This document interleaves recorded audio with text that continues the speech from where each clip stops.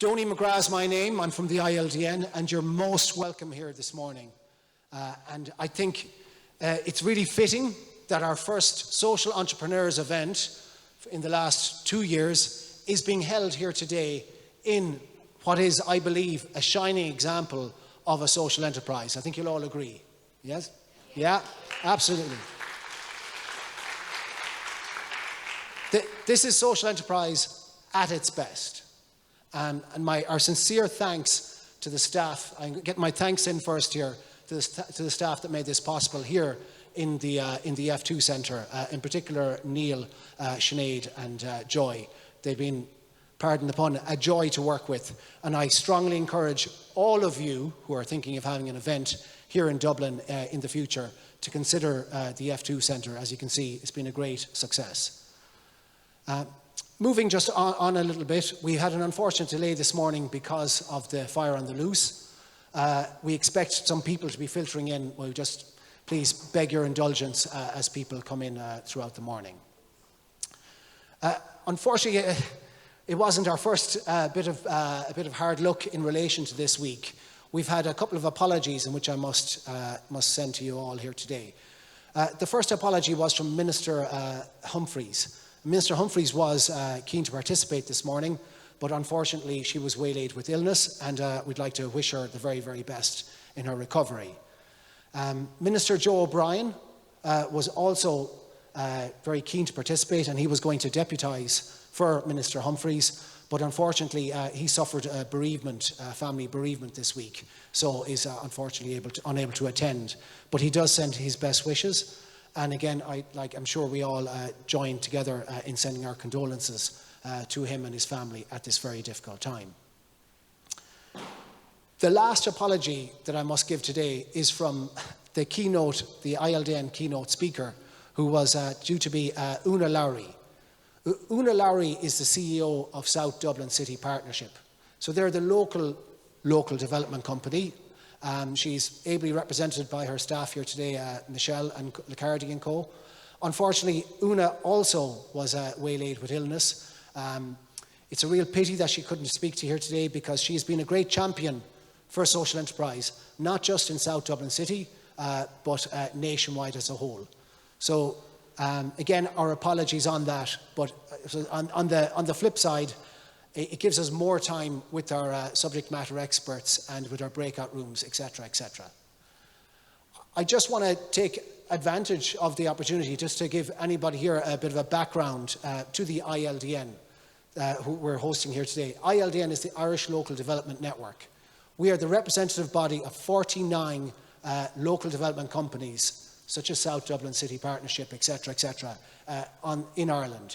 Anywhere you are on the island of Ireland today, there is a local development company there, and in that local development company they will have a social enterprise worker who will be able to assist you whatever stage your social enterprise is at.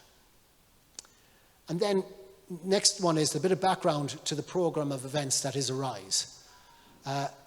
The Arise programme of events, which this is a part of it, starting with the e-zine, the videos and this summit in the event. It all started with the National Social Enterprise Strategy in 2019 under Minister Ring at the time. And part of that was that they wanted to increase the awareness of social enterprise in Ireland. Hence the Arise programme, which is headed by Dr. Andrew Ford and his staff in the Department of Rural and Community Development. John Ryan is here this morning, and Dr. Andrew Ford will be here later on. I want to welcome them, and I want to thank them for the excellent work that they've done in promoting and the whole sector that is social enterprise. And another piece of work that they are doing, and you'll hear it referred to throughout the day, is they're trying to get a handle on what is social enterprise in Ireland. We all know that it's a very, very big facet in the community and indeed in the economy of Ireland, but we don't have a number on it yet. We're unable to quantify it. Our compatriots in Scotland, colleagues in Scotland, they did theirs, and if I'm not mistaken, the figure they put on it was something like, John, you can correct me, 5 billion it contributes to the economy in Scotland. Correct me please if I'm wrong, but it's a major, major number. So in order that Minister Humphreys and Minister O'Brien can stand up in the Dáil or at Cabinet and advocate for the sector, they give permission for what's called a data gathering exercise. So you're going to see around September, you're going to start seeing emails and calls coming to you as social enterprises, asking you to fill out a questionnaire. And we appreciate that there is survey fatigue, massive, massive survey fatigue out there. But please, this is the survey to end all surveys. I agree. And like, there's been great work, many surveys, many mapping exercises done, everything. But this will give us, finally, a picture of where the sector is nationally, both the spread, the trading, the outputs to the local community, etc. So it's a really good one. And again, please, please, please, when that comes in, please give it your best effort. Lastly, before I move on to our panel, I just want to thank everybody that's here today. It's been a very, very difficult journey for everyone to make. Made more difficult, of course, because of the public transport. But it's the diversity of the audience that I have here today, which is fabulous. I'm really, really happy with. We've got people we've subject matter experts in social enterprise. We've existing social enterprise. We've got organisations who support directly and indirectly social enterprises. And most importantly, and I know they're here, I've got talking to one lady from Galway this morning, Joan, telling me this morning that they're an aspiring social enterprise. And they're the key target here today, because let's not forget, it's about raising awareness of social enterprise. And awareness is something, is one idea, is another thing. As one entrepreneur, he was actually went on to found Aaron said, you know, an idea is easy, it's the executing it, it's making it happen is the hard bit. Okay, so there's the idea here already for these aspiring social enterprises, but today they're going to get the how. Ye will provide the how in this room, both the existing social entrepreneurs, the staff, SE staff and the support staff, and our subject matter experts. Today is where they get the how. And without further ado then, we're going to move into our first speaker, please, who is Mary Lawler. Mary Lawler is CEO of Clan Credo, a community loan finance organisation that provides loans to community organisations, charities and social enterprises. Mary is an established leader in the community and the voluntary sector and has a proven track record in delivering results for clients and stakeholders. Prior to heading up Clan Credo, Mary was Chief Executive Officer for Carlow Development Partnership and for more than a decade. Prior to that, she held the position of Chief Executive Officer with Carlow Leader Development Company. So we're delighted to have Mary today, and without further ado, thank you very much.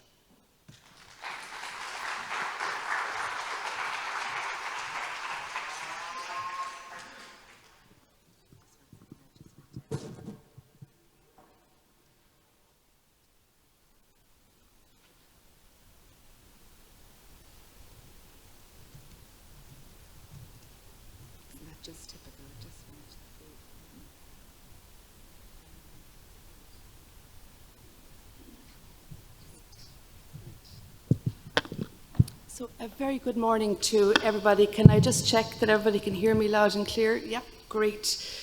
So Donny, thank you so much for the invitation to talk to the group this morning. I'm really pleased to be here.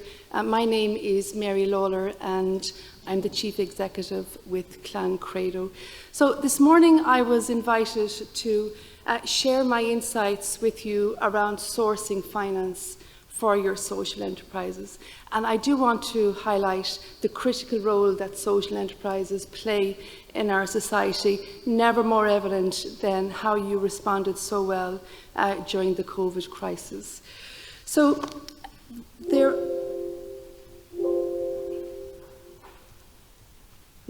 so this morning then I want to talk to you about some key challenges that you typically face when sourcing finance. And I want to touch on the 5 principal sources of finance for social enterprises, the relevance of the life cycle of social enterprises when you are sourcing finance. One size doesn't fit all. There are 6 fundamentals that you really have to get right when you are moving forward to secure finance, be it grant aid or be it loan finance, and I'm happy to go through those. And when you're applying for social finance, there are some key points that you need to clarify in your application, and I'm happy to go through those as well. And then some takeaways at the end. My presentation this morning is closely linked with the workshop 4A and 4B this afternoon. So what I want to do is highlight some key points for you, and then in the workshop we can talk about them in more detail. I want to acknowledge Donal and Margaret, who are presenting at the workshops in the afternoon as well. So, some key challenges when sourcing finance. We've all been there. What do I apply for? Which grant aid do I go for? Should I go for loan finance? Should I contact the local business person? Finding the time and the energy, let's call that out. It takes a lot of energy and motivation to put down your operations, turn your attention to applying for finance, and then going back as well. Really important that you know what funders are looking for, and unfortunately we all tend to leave it a little bit too late. So I have some tips for you on that front. Really important that I highlight the 5 sources of finance for social enterprises. I've called out 5, no doubt somebody will have a 6th.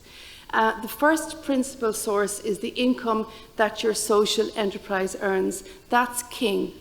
That's number 1. That's where your focus should be. Number 2, fundraising at local and national level.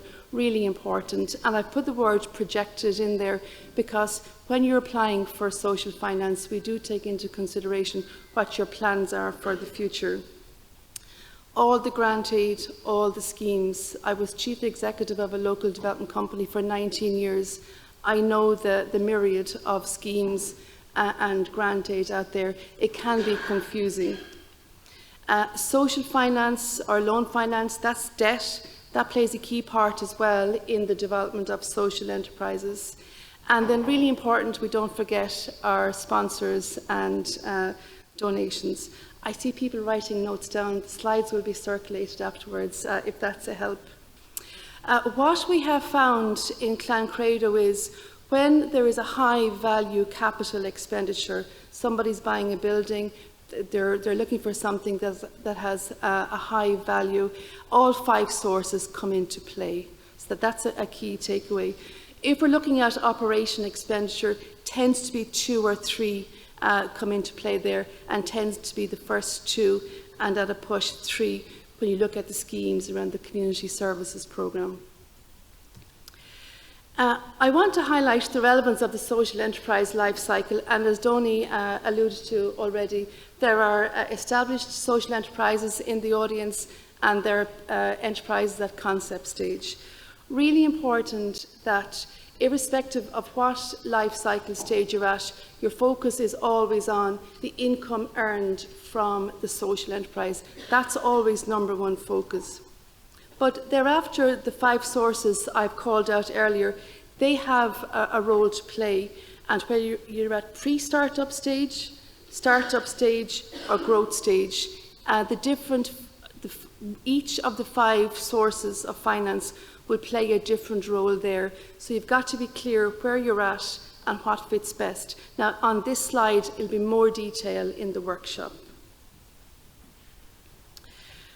When you're applying for social finance with Clancredo or with the department for a scheme or a leader, the local development company, you really have to give assurance. The funder, the lender, is looking for assurance.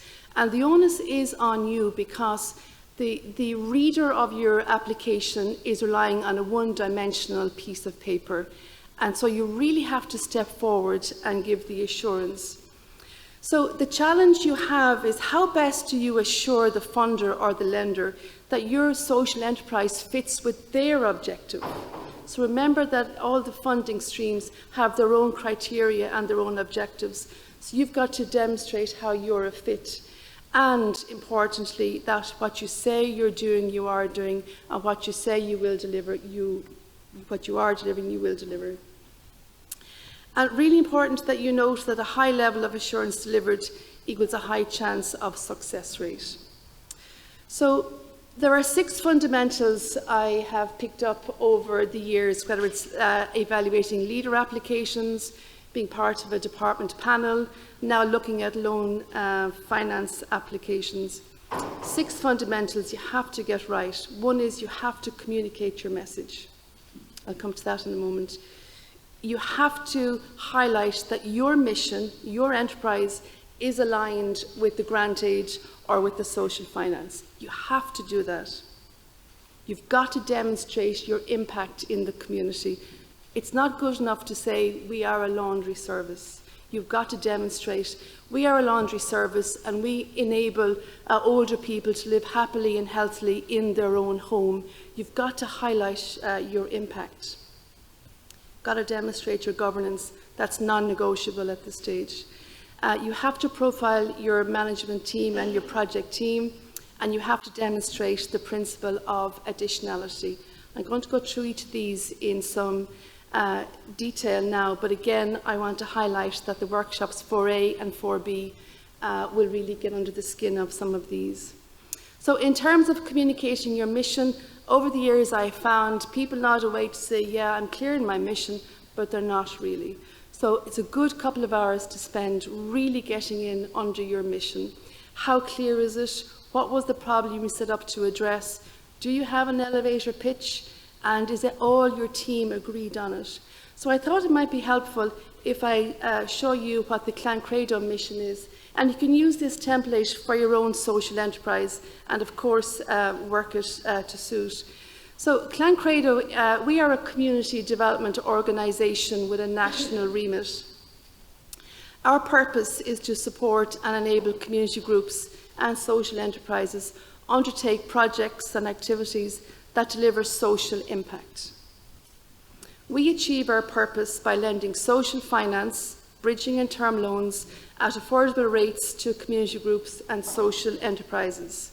And we are different to other lenders because we don't require personal guarantees, and at evaluation stage, we give equal weighting to social impact and capacity to repay. Now, that's the Clan Credo mission. That's up on the wall. We see that every day, and that's part of our elevator pitch. So if you're not really clear on your mission, or if it's been a couple of years since you sat down to think about it, use that as a template, a starting point, and then you can work from there.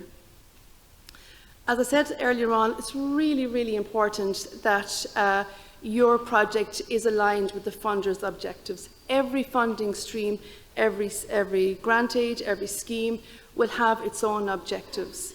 And, you know, applying for grant aid and getting it is great, but grant aid can run for a couple of years, and you have a relationship then with the department in question. So it really has to be a good fit. So ask yourself the question, is the criteria behind the grant aid and the schemes really a good fit for you? Or down the road, will you get yourself tied up in knots and it's not just worth it? And as I said, don't shoehorn your idea into a narrow funding programme. All too often we see people chasing grant aid and they secure it, and then it's a headache to meet all the criteria. Really important you demonstrate your impact in the community. What's the problem you're addressing? And at a minimum, we need to hear from your service users, not your CEO, not your head of operations. What are your service users saying about your enterprise? What are your other stakeholders saying about your enterprise? And turn up the volume. We've got to hear more of that. Governance, very short slide, has to be the charities regulator, non-negotiable. You really have to put that in place. It's the gold standard. When you're applying for grant aid and social finance, the people evaluating the proposals are experienced and they know things do not go in a straight line. They've been up and down themselves with different projects. So the people behind your project are critical. So we've got to know who is behind the project. So when you're profiling your team, don't just list out the names, you know, a list of 10 names. I've seen that too often. This is the chairperson, this is the secretary.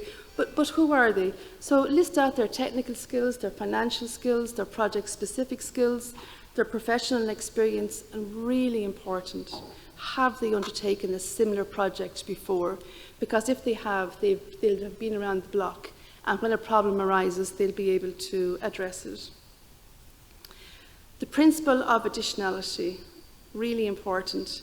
When grant aid is allocated to your project, the funders will want to see what difference is it making, or what added value is there.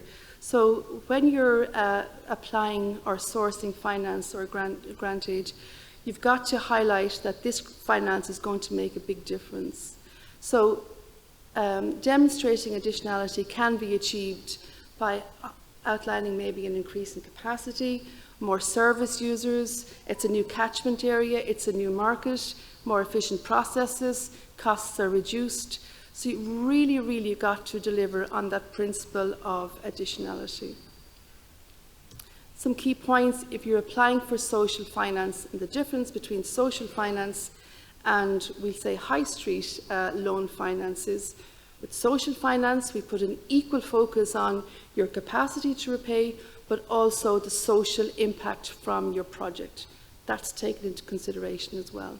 So when you're applying for social finance, we look at your pricing structure. It has to be inclusive. By that I mean it cannot be so unaffordable that half of your community cannot avail of your service.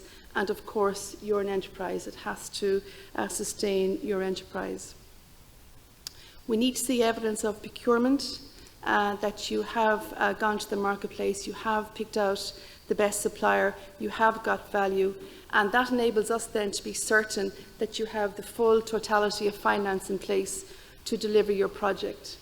In the current market, with the price increases, we're looking for a contingency of 10 to 15% on capital projects. And really important, you stress test your figures. By that I mean you stress test what will happen if the interest rates go up. And it's always prudent to stress test your income to go down. And in more recent times, to stress test that the grant aid you're depending on coming in will be delayed because of some unforeseen. So you're stress testing in 3 ways. And always, when you're taking on a large, ambitious project, it always gives us assurance if it's phased, so that if one phase comes in more expensive than you had thought, you can phase it out and you can leave elements in and out. And importantly, if you're depending on fundraising, make sure you have a credible and detailed campaign set out. Don't just say we're going to fundraise with the local bingo for 10,000 euros in 2023. You're going to have to set out what your campaign is. For anybody that's undertaking a capital project midway, we held a webinar around managing capital projects where the costs are increasing. It's on our webinar. It's there for all to take a look at, and hopefully you might find that helpful. And finally, Donnie, some takeaways. Really important that you stay true to your mission. There's a lot of grant aid out there. There's a lot of grant aid for social enterprise.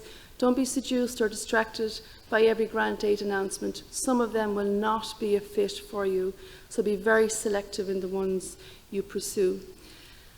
All funders and lenders, including Cloncredo, we want to be associated with social enterprises. We want to support you and back you. So we are really pleased when you call us. The local development companies are really pleased when you call them looking for support.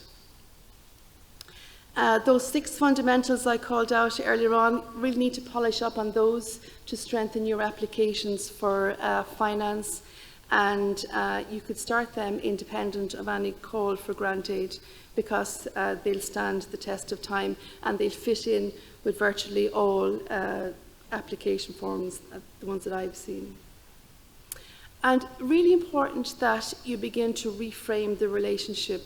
As I opened up with, during COVID, social enterprises demonstrated their worth. And so really important that you recognise that we want you to come to us as much as you need our support. And my parting message for you today is to go for it. Social enterprises are a critical component of modern society. You have proven that, you have demonstrated that, and we want to hear more from you. So, Donny, I went through that quite quickly, as I said. I'm very happy. I'll be here for the whole day, so I'm very happy to talk on the sides. And again, I want to acknowledge the workshop that Donal is having in the afternoon and Margaret. Is that okay? Thank you very much, Mary.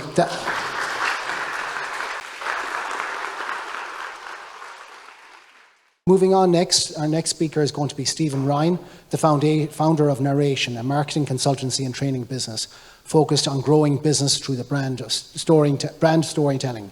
One of Cork's leading names in the area of marketing and communications, Stephen has extensive marketing experience from his time at Photo Wildlife Park and Cork's Red FM, where he was head of marketing. Stephen has huge success at both organisations. In his 10 years, he was responsible for both organisations having record numbers in terms of visitors and listeners. Training and mentoring is a key feature of Narration services, dealing with Access Credit Union, Cork City Council, Cork College of Com, Enterprise Ireland, Inua Hospitality Group and CCAD, our local development company in East Cork. So we welcome Stephen and we look forward to hearing how digital can boost our enterprises. Thank you, Stephen. Thanks a million, Donal. So, that was a much warmer welcome than Roy Keane got when he was in Crow Park at the weekend on Sky, so that's a good start for a Cork person in Dublin. I suppose Donal mentioned I have a couple of hats. I suppose I have my own marketing agency called Narration, but I also, after today, on your way back to different parts of the country, if you're looking for a podcast to listen to, I also have my own podcast called the 24 Stories Podcast, where there's 24 different business owners from a huge array of different industries telling their story of how they founded what they did and how they built a successful story for themselves. So that could be something on your way home today. I suppose the question that we all need to ask ourselves is why are we here? You know, and there's a number of things. We're here to learn, we're here to get investment, maybe here to network with different people or whatever. But ultimately, we should be here to connect. And that's what I'm going to kind of talk about today, but connecting in a digital way. Because that's what marketing is all about. Marketing, first of all, to me, is always about making people aware. Because if people don't know you exist, we don't have a business. We don't have anything. Because they don't know where to go, they don't know what your services are, they don't know what you can do to help them or anything like that. So that should be your first thing. No matter what type of organisation you are, you need to make sure people are aware that you're even in the room. Then it makes us think. So marketing makes us think about, okay, what can people do for us? What is it that, you know, this person. So at the minute that Donal started talking about me there, straight away you're thinking, I wonder what this guy's going to talk about. Is he going to talk about Facebook? Is he going to talk about TikTok? Is he going to talk about digital? What's he going to talk about? So it's starting to make us think straight away. You're now aware that I'm in the room, then you're starting to think, you know, what's he going to talk about? But ultimately, it's going to make us connect. And with that in mind, I noticed that we have a hashtag for today. So there's 2 hashtags floating around. So if any of you are on Twitter, you should be using the hashtag because it's a great way of even connecting with each other. Because you probably won't get a chance to talk to everyone in the room today, but you can go back on social afterwards and see who is there. So using the hashtag SocialiSE, and you could also use hashtag SocialiSE22, which was up on the screen at the start. And I see that there's some people already tweeting about it today. You can find me across today, like across social. I'm Stephen Ryan Cork. I use the Cork bit all the time, proud of where I come from. Narration.ie is my business and 24 Stories Tribe. And just look in there. If you have any questions afterwards, I know I'm doing a workshop later on, but afterwards, touch base with me. So, I suppose, what have Ed Sheeran, Ronan O'Gara, Shay Given, presenters on a breakfast show in the US TV, Vogue Williams, and TikToker Miriam Mullins have in common? Anyone want to have a guess what they have in common? Followers? They have followers, yeah. Anyone else? You know who they are, they're celebrities, but they also have something else. They help me go viral on social media. And I'm going to tell you how they helped me go viral. 6 different stories, all went viral at different stages over the last decade or so. So if I think about, before I talk about those individual stories, I just want to talk about social, because people have this perception that social is just Facebook, Twitter, Instagram, LinkedIn, TikTok. But it's much more than that. It's about blogging communities. Basically, anything that we can share digitally is social. So any bit of content, image, text, video, audio, so podcasts, all of that is actually social. The platforms are social networks. but all the other stuff is how you can share and interact with others. And if you think about it, even if we only have one person seeing it, that could be one new customer that you have.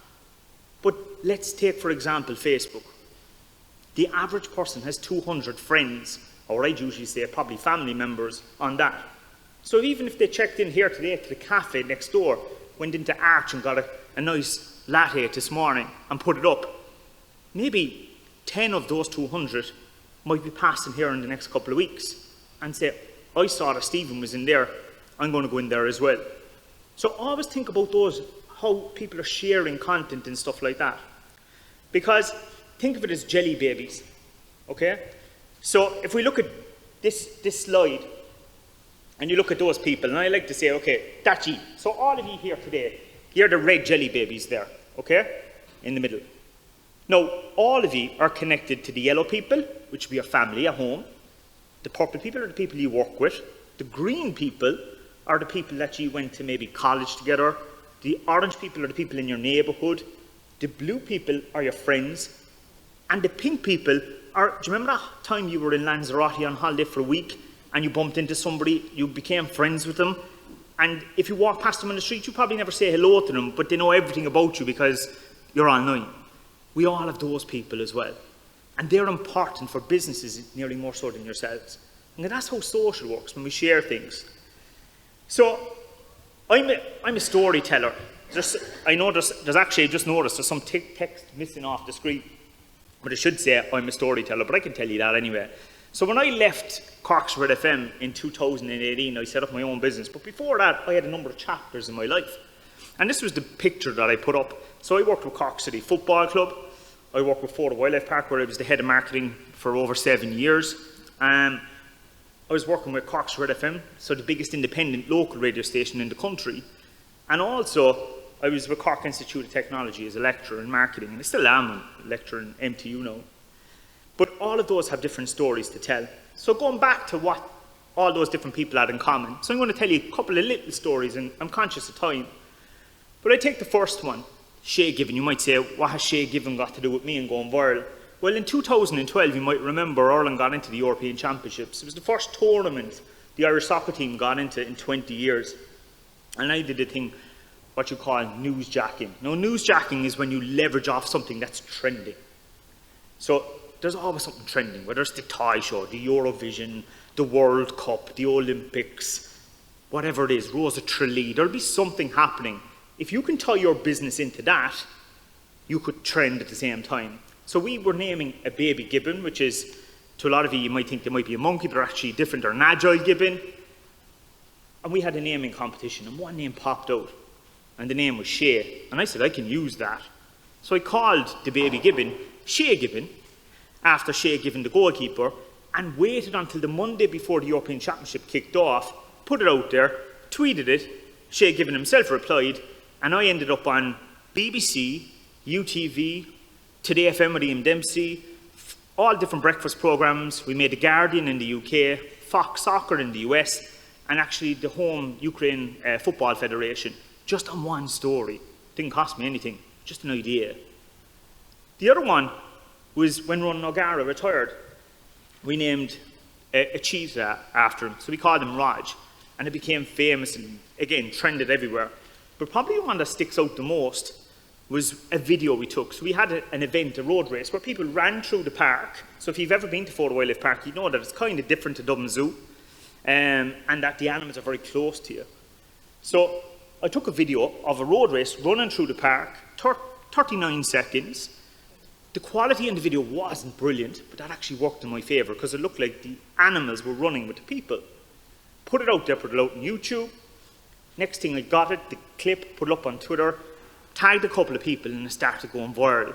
Got picked up by ITN in the UK, got picked up by the Huffington Post, and then about a week later I got an email from ABC Networks in the US asking could they use the clip. And the following Monday morning, 6 million people saw a photo on US TV on Good Morning America, the biggest breakfast TV show in the US.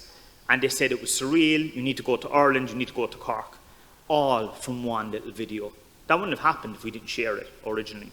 just from a simple iPhone clip. Then when I went to Red FM, you might say, what has Ed Sheeran got to do? Well, I did something so simple. Ed Sheeran came to Cork, first concert in Páirc Uí Chaoimh 4 years ago, and we wanted to tie in with a music station. So what do? We dropped the letter R. Couldn't be more simple. We had brainstorming sessions, and I said, why don't we just call it Ed FM? We did it. We had 28 pieces of news coverage. We trended across Ireland on Twitter, and actually, they did it again this year when he came back, and they got the man himself to call it out on the radio, you're listening to Ed FM. So it's lovely to hear that 4 years on, the same idea. In terms of Vogue Williams, when I went out on my own, I had a conference similar to this. I had a conference in Fort Island Resort, a marketing conference. I got Vogue Williams in. And again, we trended because Vogue was tweeting out. She was putting it on Instagram. She was a keynote speaker where I interviewed her in the morning. And again, it was just simple, leveraging off someone's story. And then one of my clients with narration last year was Smuggler's Cove. And TikTok is where it is today. And TikTok is where the young people are spending a lot of their time. And especially during lockdowns, people were learning the different dances. I'm sure some people here probably did them as well. I got Miriam Mullins, who has over 1 million followers. She's from Cork, to go down this tubing park. It's in West Cork, it's in Rosscarbery, it's called Smuggler's Cove. And 1.3 million people have watched that video of her going down the slide. Did it cost me anything? No. Just looking after somebody and giving them an exclusive chance to do something before anybody else. So they all had one thing in common. A real story people were interested in. Every single one of them, it was a person at the other side. It wasn't a product, it wasn't a building. Even in the case of photo, it wasn't really animals, it was actually about the person they were called after. So people love to engage with other people. So always find every business has a story to tell. And you'll be surprised the ones that you can grow on quite quick, or maybe someone's visiting you or whatever it is. Remember that digital is just a tool. So you can have all the platforms in the world, and that's why I want to show you podcasting and video and all that kind of stuff where to go. The most important bit is the actual story itself. If you take one thing away from what I'm going to say today, is spend time on thinking about a good story. Not about, oh, I need to get this up on Facebook, I need to get this up on Instagram, I need to put this on Twitter. Because if people aren't interested, no one will engage. They just won't. So it needs to connect with your audience. Think about who they are at the other side. Think about what they're interested in. Think what motivates them on a day-to-day basis. What entertains them, what educates them, what enlightens them. Because if that works, they will get involved. It's real, and it gets people talking. Otherwise, they're just going to fall asleep. They're not going to take any interest. But it's essential also to keep an eye on where the trends are. So some of you may only have, because I noticed some signs and stuff, you might just have Facebook. You might just have Twitter. You might only have maybe Instagram.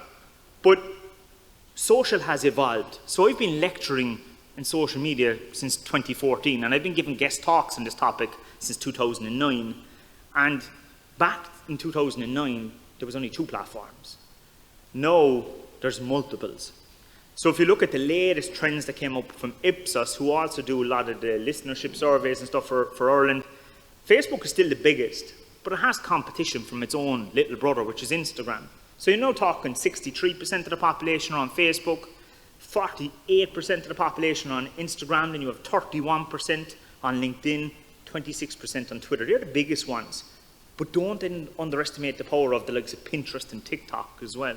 They're growing, but they all have different audiences. So what you really need to do is figure out what the pains, what the goals, what the behaviors are of your customers. So you should always have a customer persona. And what a customer persona is a person based on actual people that come to your organization, but you make up a fictional character. So let's say the average person that comes into your organization is a female. She's 34. She has 2 kids. She works part-time. You might have someone else, a senior citizen, 75. They come in once or twice a week. They have 3 grandkids with them. You need to know what motivates them. You need to know what platforms they're on. So if you're going to communicate with these audiences, you need to know what they do on a day-to-day basis. So you need to choose the right platform. So if you look at where the platforms are right now, so if you look at Facebook, it's the biggest worldwide, 2.7 billion people, okay? It's about, I would call it the family platform. To me, it's like a picture album. It's where people share their kind of family photos, holiday pics, checking in at places, events, concerts and stuff like that. Its biggest audience right now is over 50. That's where its biggest audience is. It has matured. If you think about social has been around mainstream in Ireland for the last 13, 14 years, so it has matured with it. So that's where its biggest audience is right now. So if you have an older audience, you need to make sure you are dedicating to Facebook. Now, if the audience are younger, that doesn't mean they're not there. It means they're just less active than they used to be. You're still very strong in terms of advertising and so on as well. Twitter, what would I call Twitter? I call Twitter the influential platform, or business to media. If you did nothing else, if you're looking to get stories into the local paper, the local radio station, national news, or anything like that, spend your time on Twitter. Why? 95% of all journalists are on Twitter. If you ever look at Prime Time, Claire Byrne, The Tonight Show, any of those, what do they always use in the corner? A hashtag. The only reason they're using a hashtag is they want you to go onto Twitter and they want you to talk about their show to get lots more people involved in the conversation. Strong with the media, it's also strong with political figures as well. It's the only place where you'll see all of the ministers very active. So again, if you're lobbying councillors or anything like that, that's where you need to be. Pinterest then is more like a hobby platform. So if you're into, maybe somebody's getting married or someone building a house or whatever, it's places where they pin things. So again, it's probably not the best for the type of organisations that you are, but worth probably considering. Whereas YouTube is like a search engine for videos. So if you look at Google, everyone wants to be on Google and they want to optimise their websites, but they forget about YouTube. They forget about the fact that it's the second biggest search engine in the world. So it's also owned by Google, so they're going to actually put it into the search feed anyway, in the results page. But if you're looking to figure out something, you're looking to solve problems, so let's say you have gardens, or you do cooking demonstrations or classes, you should be doing how-to tips and putting them up on YouTube to demonstrate your skills, your services, what you provide. But it's also very visual. And especially it's the only platform, if you're trying to target children to get involved in local initiatives, it's the only platform that has a kid-friendly section to it. So YouTube Kids, the only one of all of them. When we talk about LinkedIn then, a lot of you might have even thought about it, but it's the most powerful business-to-business network. If you're looking for funding, if you're looking for corporate, social responsibility, big multinationals, this is where all corporates spend their time. It's networking. It's very, very powerful. It's the only place where you'll see CEOs quite active on social, because it's where business is done. Whereas Instagram, I call it the beautiful network. Why? Because everything is curated. Beautiful cups of coffee, lovely landscapes. So if you're in a nice destination, that type of stuff is going to work well. And it's where hashtags and reels and all of that. And finally, TikTok is the fun platform. It's where if you have engaging, fun type of content, if you want to have a bit of crack, bit of fun, think about it as kind of like the holiday platform. It's where that thing, but it's also the fastest growing at the moment. So again, just understand those principles. But to wrap it up, I suppose, if you are engaging in social media marketing, what you really need to do first is you need to have a strategy. Don't just do it. Think about what you want to achieve. Think about what your objectives are. Think about what your goals are. And then create content, put it out there, so that's implementation, and then track it. Is there anybody actually looking? And look at the stats. So when you put out a video, and you might get this video company in and you spend a couple €100 or maybe €1,000 on it, and then people are only watching 5 seconds. You need to reevaluate the situation and say, well, I need to look at this in a different way. It's not engaging with my audience. Constantly track and measure, adjust it, and then go again, because it never stops. Social is different to traditional media. It's always across the year, no matter what time of the year it is, they keep going. So finally, just 6 points on I suppose, how to grow an audience, because ultimately what you want to do is grow an audience that will engage with your businesses. So first of all, as I said, figure out who your customers are. Create personas. Every business would have at least 2 or 3. Some would have 20. Different types of people, different types of stakeholders. find out what social networks they use. So maybe even just ask them, do a survey, do a competition. I used to do loads of competitions when I was in photo to find out what my audience were into. And then create content to engage with them, and that's the important bit, the engage. Forget about the vanity metrics. 10 million people looking at something is no good if no one actually buys anything from you afterwards. Whereas if 100 people and 10 out of those 100 buy something, then that's good because it's engaging. They're seeing something that they actually want. Track your results. If you need to, do a bit of advertising, but be careful. These big platforms, they'll soak up your money. They'll just be very, very careful. They'll just hoover it up all day long, so just be very careful. And one of the free options that you could do is give away something. Maybe a lunch, give away a membership to something, partner with a local business, have a competition, because people will always want some sort of incentive to get involved. It's what radio stations and newspapers have done for years. It's just translated into social in today's world. So guys, thanks for listening, and look forward to talking to some of you in this afternoon's workshop. I'd now like to give the floor to Tanya Lawler of Method Consultants, a third sector and social enterprise consultancy services organisation. Tanya started working with social enterprises in Tallaght as a social economy advisor in 1997. I didn't put that date in there, Tanya. I don't know who to... She has experience with social enterprise development at Frontline, board, third level teaching and consultancy services. She's worked in consultancy with the community and voluntary and local development sector since 2000 and co-founded Method Consultants in 2018.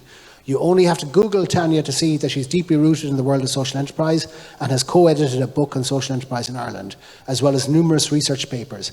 We're delighted to have her here today, and she's going to talk to us about the legal obligations and governance for social enterprise. Thank you very much, Tanya. Thank you very much. Thank you very much, Donny, for the introduction and for the invitation to be here today. And it's, I'm a bit embarrassed actually coming after Stephen, because as he was speaking, it occurred to me that our own social media presence is somewhere between nil and scant. So a bit embarrassed to follow from that. I have about 10 minutes or so to talk about legal incorporation for social enterprises. So the answer to that question, or not the question, but I'm actually not going to talk about legal incorporation for that reason. I'm going to talk about some considerations for social enterprise when thinking about legal incorporation for time purposes. So very quickly, if you look at here, I don't know, the slide, a bit of a delay inside. You see 5 pictures of activities there, very important, achieving a great social impact, no doubt, from all of them. The question is, can you tell the social enterprise? And the answer is, I believe you can't. And the reason for this is that social enterprise is often not just about what you do. Sometimes it's not even about what you do, but it's about why you do it, who will benefit, and who controls and owns the assets. And so that's important from a legal incorporation point of view, because just like any enterprise or any organisation, legal incorporation in itself provides benefits in the sense that you've a separate legal identity, if you like, through legal incorporation, with limited liability, can take on its own contracts, etc., etc. But for a social enterprise, legal incorporation should also be about incorporating your values, your aims, your principles, and what makes you different as a social enterprise from any other enterprise that may be delivering this similar type of activities that you're delivering. So what I'm going to talk about today for a few minutes is taking the national definition in the national policy for a social enterprise, what are some of the considerations that flow from that for social enterprises in terms of legal incorporation. And I'm also going to make reference to the findings of a piece of research that my colleague, Dr. Gerard Doyle of TU Dublin, and a piece of research we did over a year ago on behalf of Rethink Ireland. And this was a piece of research looking at researching the need for a dedicated legal form.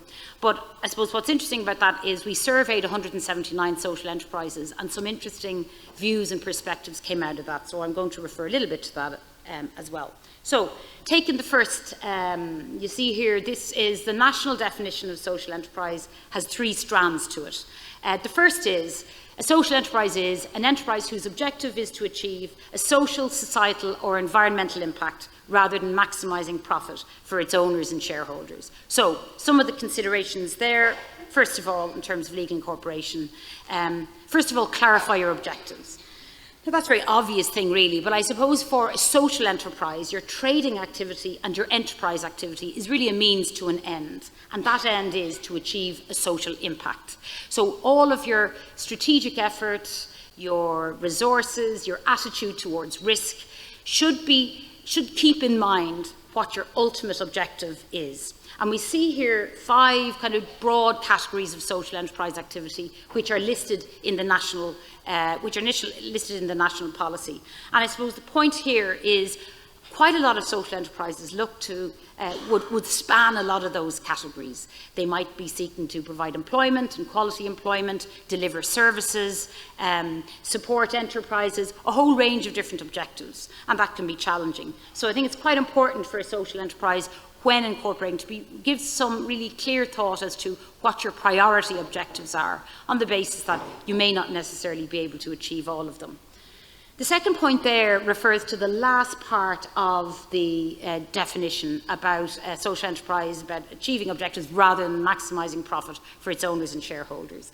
And the most common form of legal structure used by social enterprises is company limited by guarantee. Now, we don't know how many, and as Donny was saying, the national mapping exercise will tell us, but in terms of what we know, about 3/4 of social enterprises adopt the structure of company limited by guarantee. And other forms might find it challenging to adhere to the national definition, particularly a company that is limited by share, which has individual shareholding.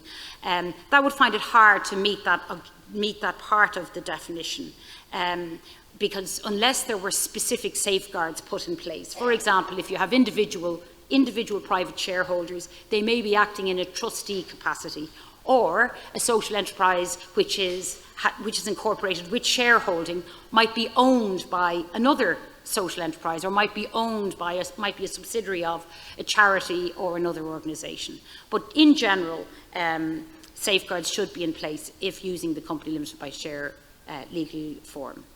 The second part of the national definition, a social enterprise pursues its objectives by trading on an ongoing basis through the provision of goods and services and by reinvesting surpluses into achieving social objectives. So what does this mean for legal incorporation?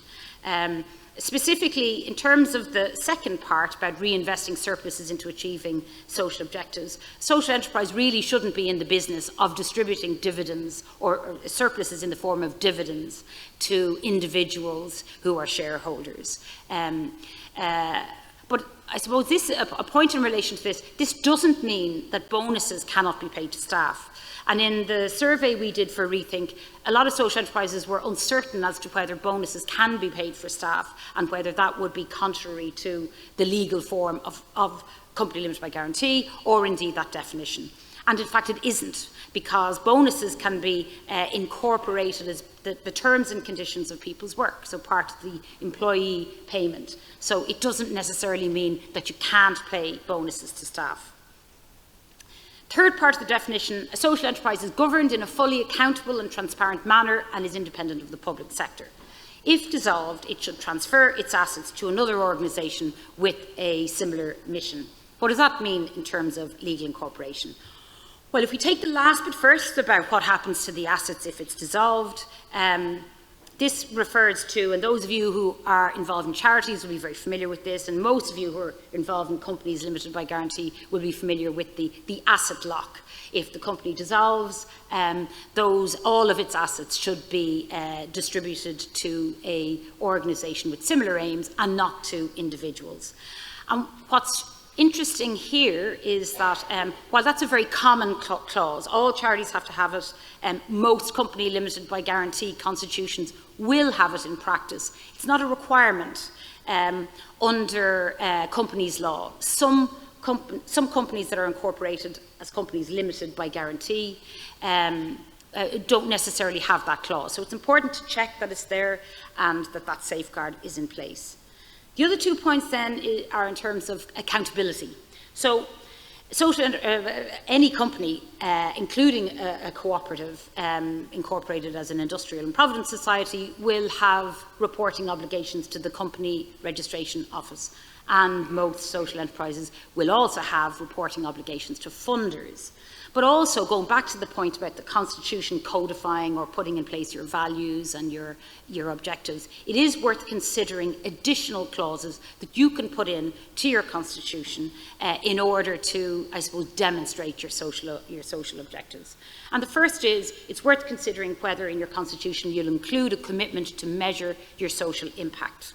It's obviously not a requirement, but it is good practice. It was quite common practice in certain areas in the 20 or so years ago, when social auditing was very much a kind of an emerging practice. Some social enterprises established that commitment to do that.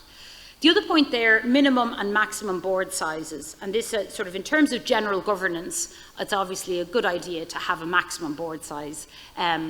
However, company limited by guarantee are required to have a minimum board size of 2 individuals. And for social enterprises, that's quite a small number. It doesn't necessarily indicate a kind of a wide engagement of stakeholders. So it's worth considering maybe having a minimum size of your board. And in particular, in relation to that, the following point speaks of that as well. It's worth considering having in your Constitution a provision for minimum participation on your board, for example, of your community of interest, your target community, either in terms of a portion of your board or numbers of seats, etc. And that's worth putting in place in your Constitution. The other point there, who can become members of your company?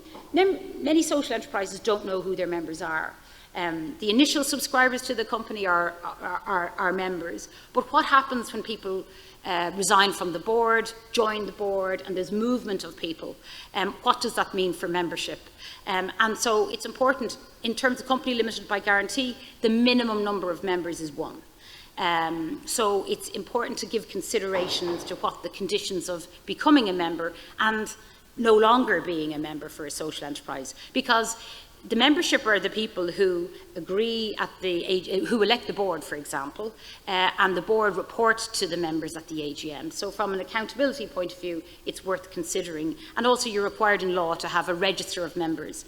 And also, if you change your Constitution, and it is good practice to review your Constitution from time to time, if you want to change any clauses in your Constitution, you've got to have agreement from 75% of your membership. So if you don't know who your members are, that may involve writing to people who used to be directors 20 years ago to see whether they still want to be members and updating it. So it's worth clarifying that for your in your Constitution.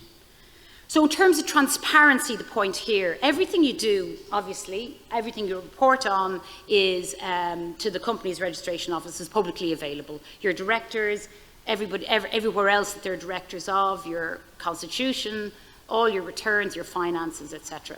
And this information is accessible to the public, but there are increasingly a number of subscription websites that make it extremely easy for a subscription for people to find out exactly what your Constitution and what your kind of governance provisions are. So it's important to bear that in mind. And related to that, and something which also came up in the Rethink research from a couple of years ago, there's a prevalence among some social enterprises, or prevalence of publishing abridged accounts and sort of giving minimum information. And that's okay in terms of company limited by guarantee.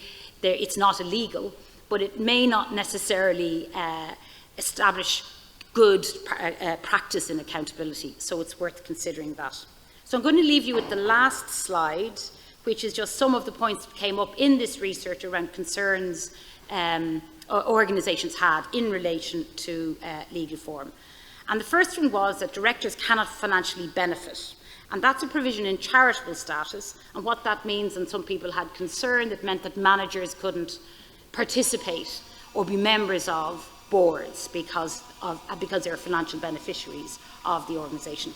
That doesn't apply in the case of company limited by guarantee, as Okay, just wondering what that was. It doesn't apply as a kind of mandatory clause in company limited by guarantee. Oftentimes people put it into their constitution because they feel it's good practice in terms of governance, but for clarity purposes, it's not a mandatory requirement. It is a requirement for an organisation that applies for charitable status, but of course charitable status isn't a legal form as such. It's a status, and one of the findings in that research was that a lot of people felt that it was a requirement to register as a charity or seek charitable status. I think 60% of the organisations we surveyed had charitable status, and more of them were in the process of applying. And funders we spoke to were very clear that it isn't a requirement to have charitable status. It's good practice, perhaps, to adhere to some of the provisions in the Charities Governance Code for good governance, but it isn't a requirement, and many social enterprises don't feel that they are charities in that sense. Legal form can prevent payment of staff bonuses. We've discussed that previously. It doesn't apply in the case of company limited by guarantee. And then the final point then in one of the other issues was that in terms of accessing equity finance, if a social enterprise is looking to gain investment, equity investment, in other words, in return for the investment, they issue a shareholding or equity in the social enterprise, and there was concern that that can't be facilitated in the company limited by guarantee form. Oh, and that's quite correct. I think I've lost the last bit of it. That's quite correct. It doesn't apply in company limited by guarantee because, of course, company limited by guarantee, there is no shareholding. There is just members. And so in a situation like that, it would be required for the organisation to establish a subsidiary with shareholding, which could offer equity or provide shareholding to others. I think my last slide has disappeared, but just to say thank you very much for listening, and I hope I didn't go over time. Thank you.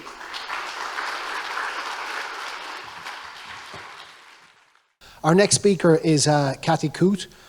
She is, to close out the session, she's one of the founders of Mehel Roher, the bike shop in Galway, to speak and share the story of a social enterprise in action. As well as being a communications professional across all forms of digital and print media, Cathy is deeply committed to the environmental issues. She's passionate about social enterprise as well as environment, and is dedicated to the building a social, sustainable, cooperative enterprise that is Mehel Roher. Thanks, Cathy. Thanks very much, Cathy, for coming today, and thank you very much for your interview on News Talk during the week. It was fabulous. Thank you, Neil.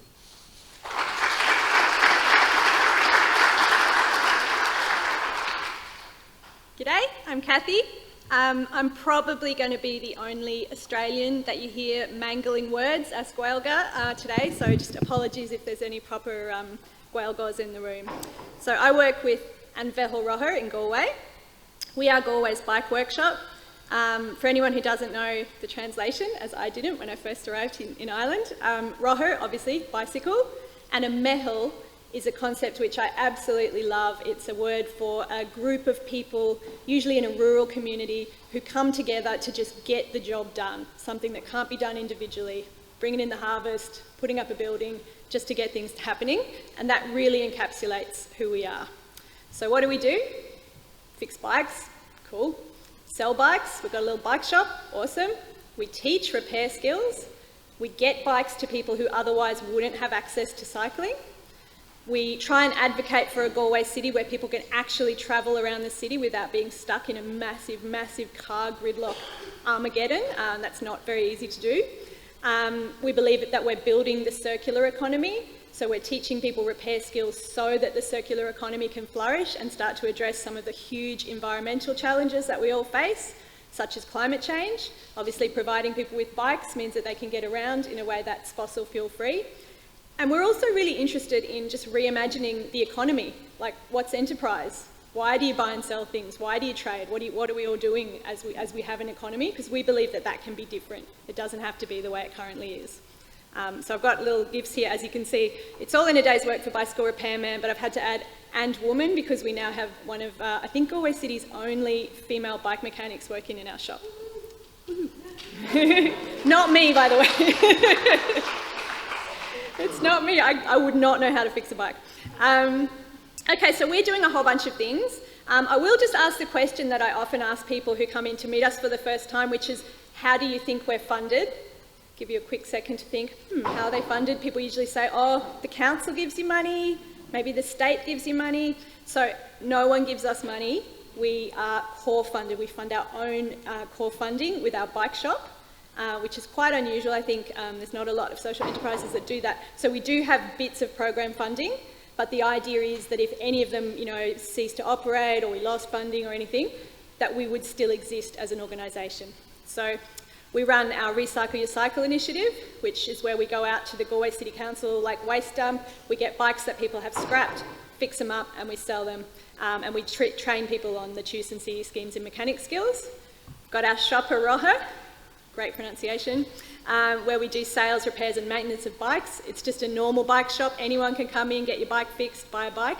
We also have new bikes available under the Bike to Work scheme. We've got a local training initiative which is supported by the GRETB, the training board, which is like a formal qualification in bike mechanics and related skills like customer service. So we have 2 intakes of that per year. We run our DIY workshops, so that's in our little community workshop. Anyone can come in and be supported to learn the skills to fix their own bike. We've got an EPA Green Enterprise grant, which is where we're trialling some more sophisticated ways to remanufacture bikes that are currently too damaged for us to fix.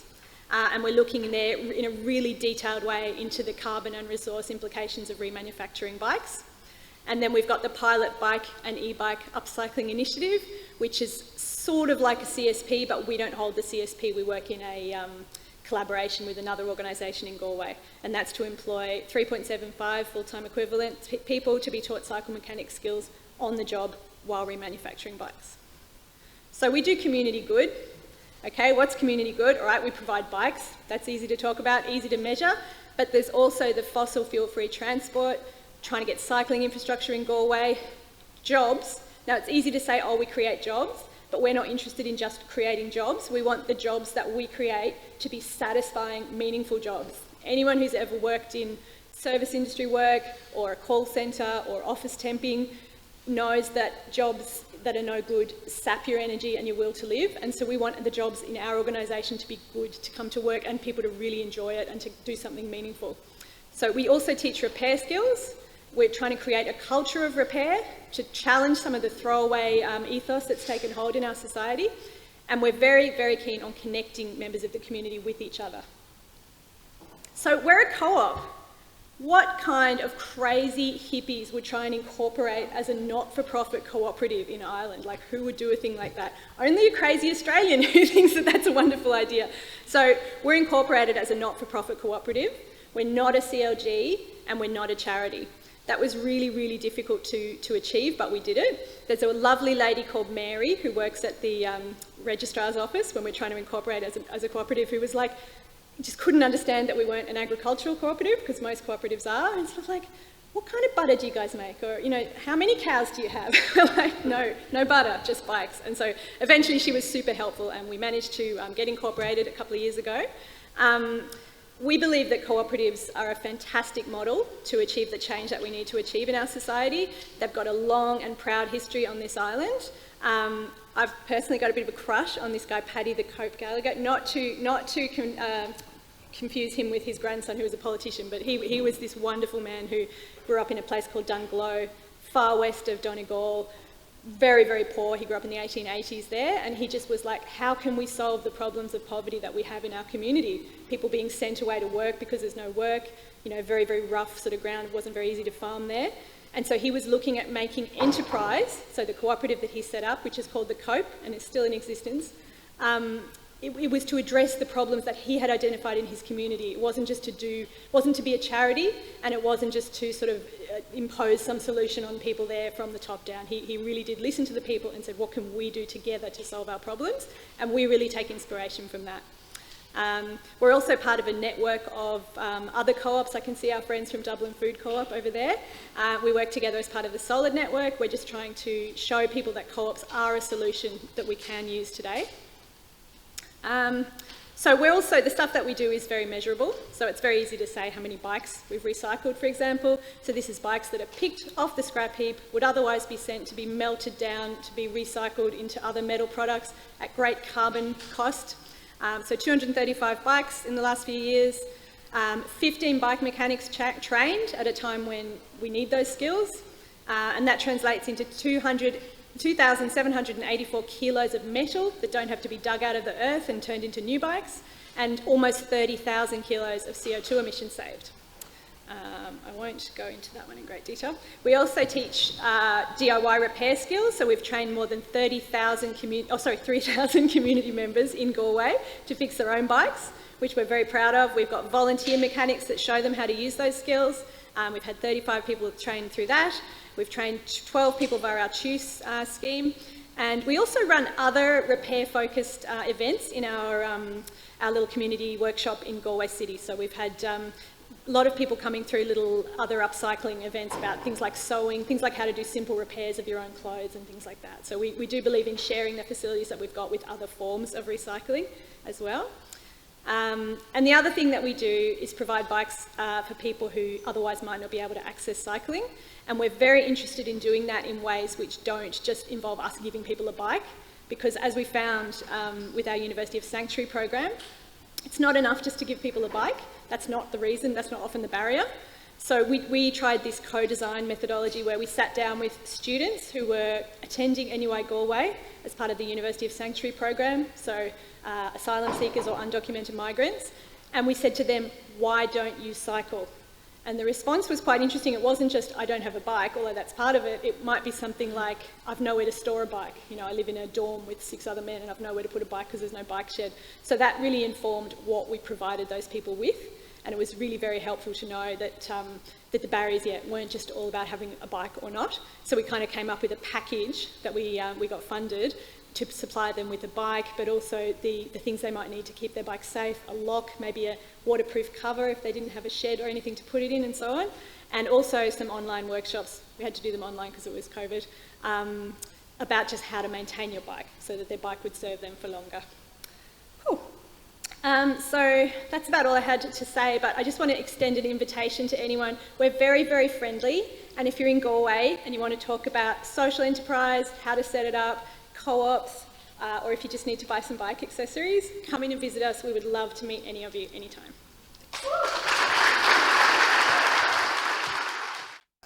I'd now like to invite all the panellists up onto the podium, please. We're going to have a Q&A session. I think Marie Price-Bulger, I think you were first in the queue there. So.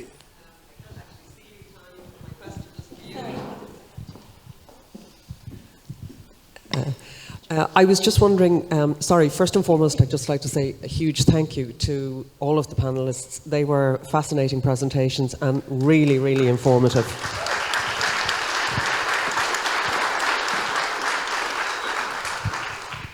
So my question is for Tanya.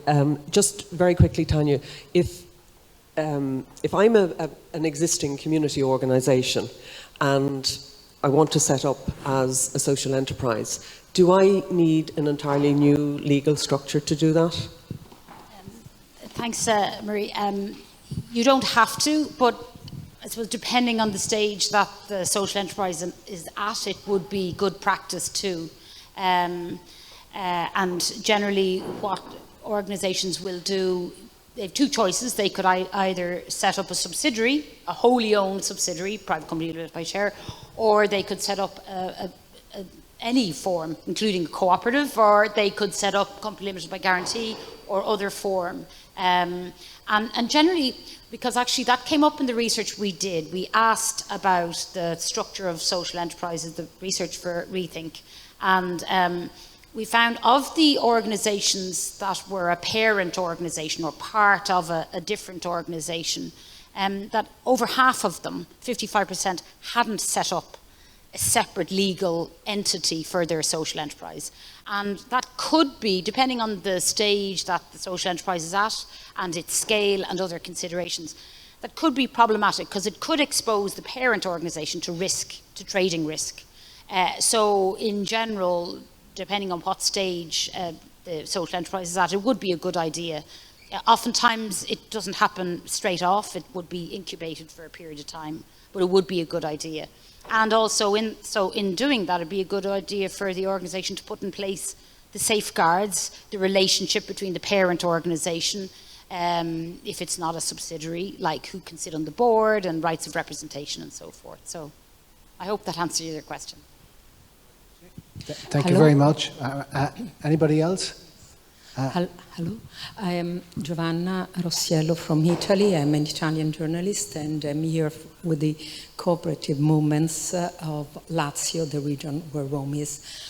And I have a question. How much the state does really support you in terms, or the region supports you in terms of time, respecting the timetable with all the things that you have to deal with? We have marvelous, great projects, but if they are not sustained by the states, by the region, how can people put their money in, not only with the legal enterprises, legal thing you explained before, but somehow how can it become a network? Because just on your own, you can do much, can't you? Thank you.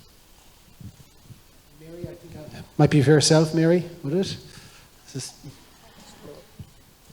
Well, you mean in terms of state supports for social enterprises, the extent of state supports? Oh, well... Money. Well, I suppose the thing about it is since 2019, Ireland has had its first national policy on social enterprise. There has been greater recognition of the sector for the first time.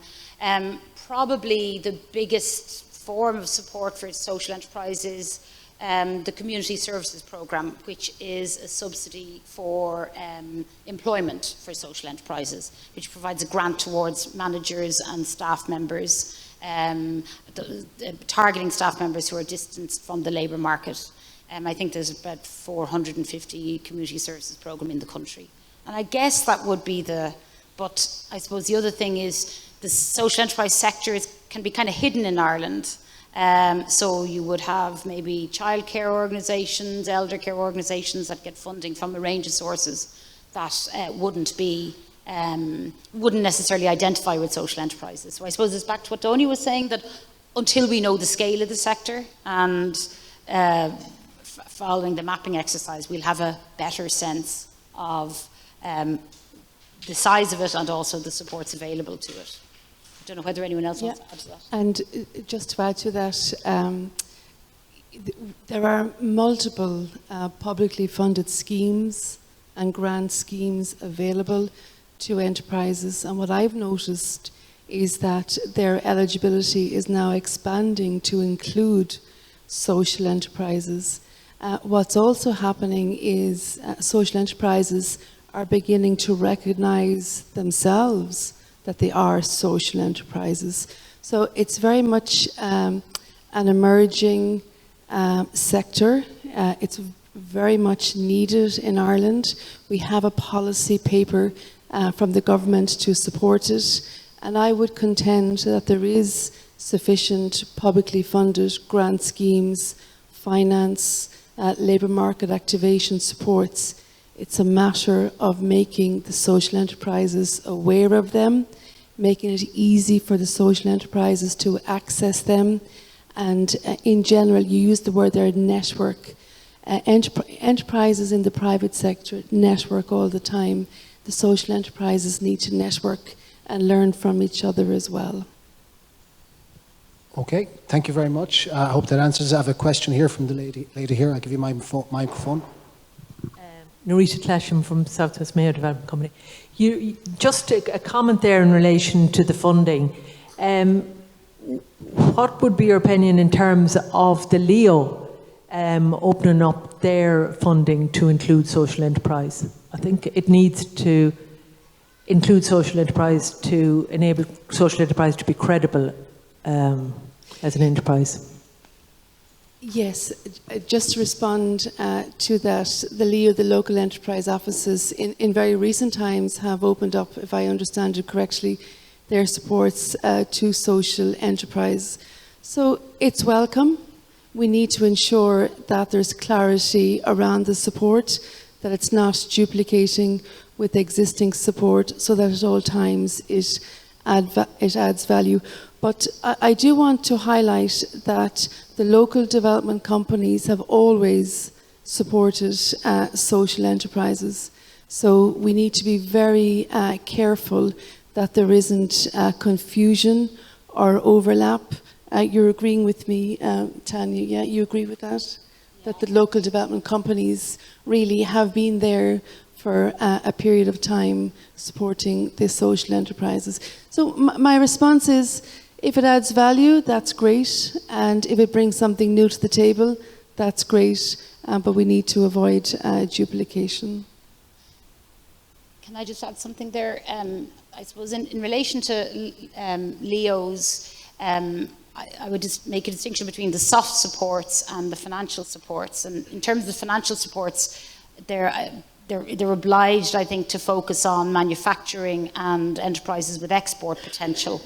In terms of the kind of the mentoring and the training and the soft supports, I think more Leos are getting involved, but the practice might be that some are kind of more open or interested in social enterprises than others.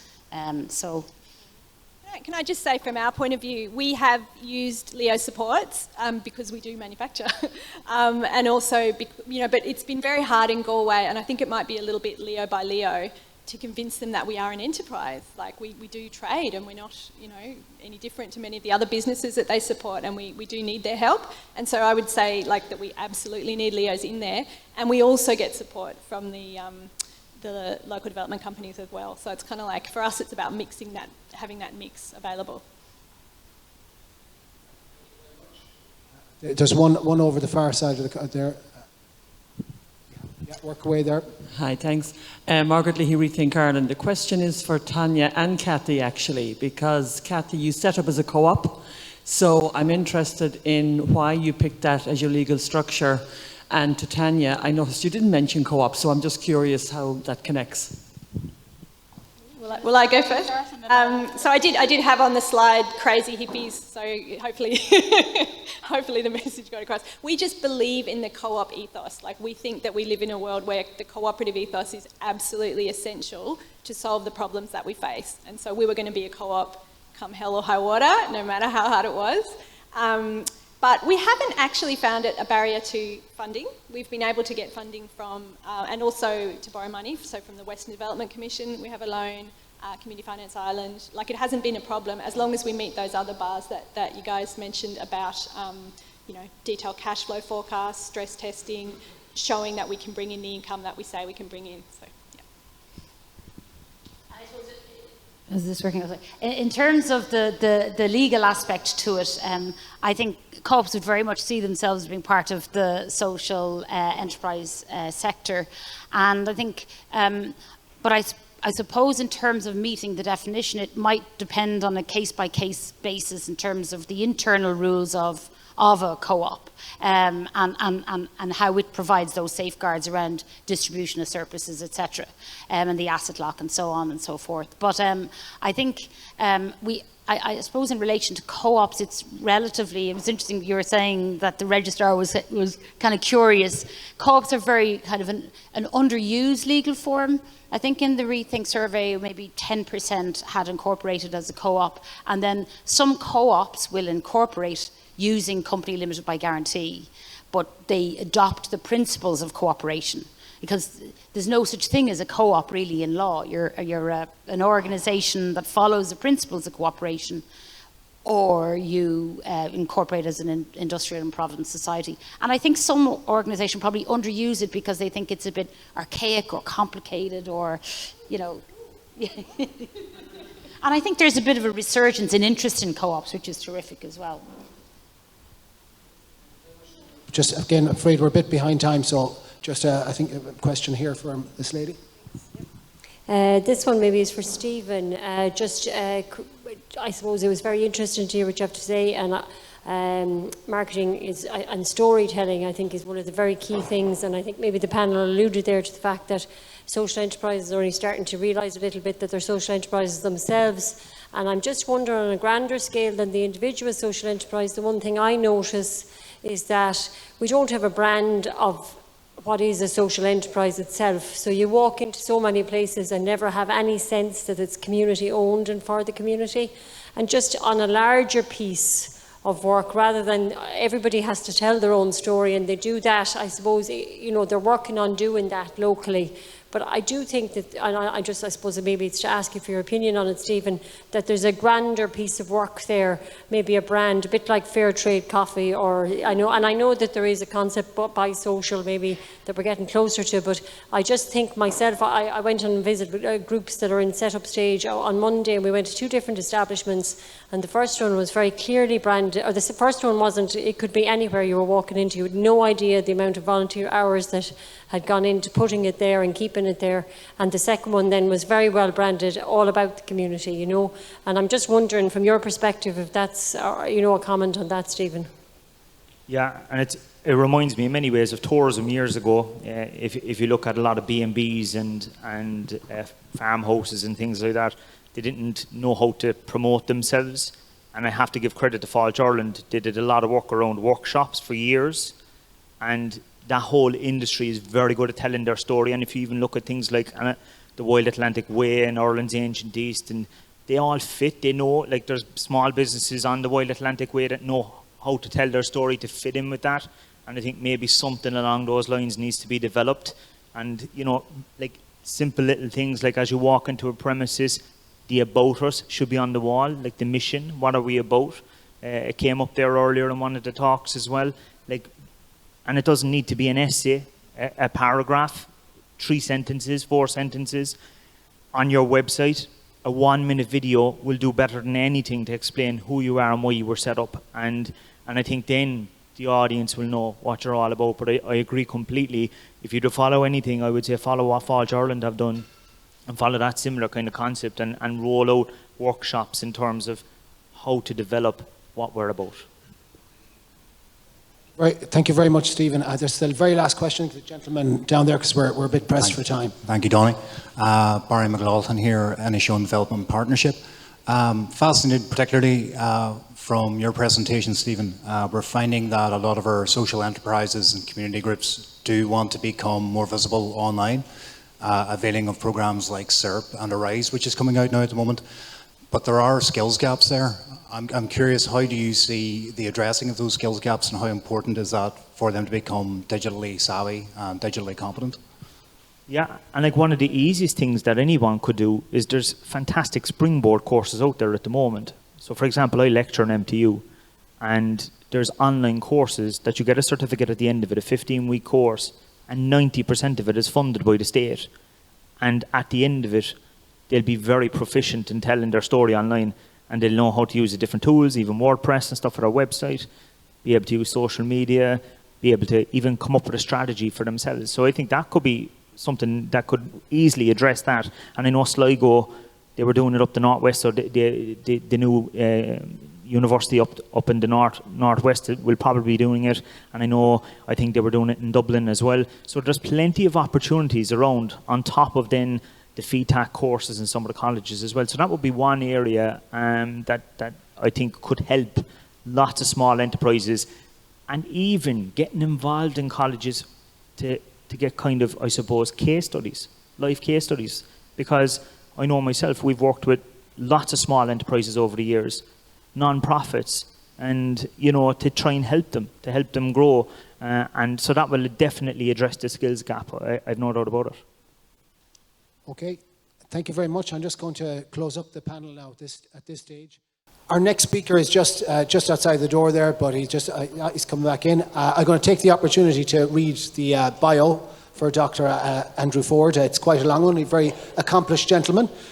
He's the head of rural strategy and social enterprise at the Department of Rural and Community Development. He's responsible for the development and implementation of the National Social Enterprise Policy for Ireland and Our Rural Future, our new Rural Development Policy, 21-25. He chairs the National Social Enterprise Policy Implementation Group and is the Irish Government's representative on the European Commission's Expert Group on Social Economy. Andrew holds a PhD in International Human Rights Law, and prior to joining the civil service, he spent 15 years working with international human rights and civil society organisations, mainly in post-conflict regions. That's the official bio. Unofficially, Andrew, Richard and John in the DRCD have been champions for social enterprise and have been a huge assistance to ourselves, and indeed I'm sure to many of the other organisations represented here. So sincere thanks to them for taking the time to come here today. Thank you, Andrew.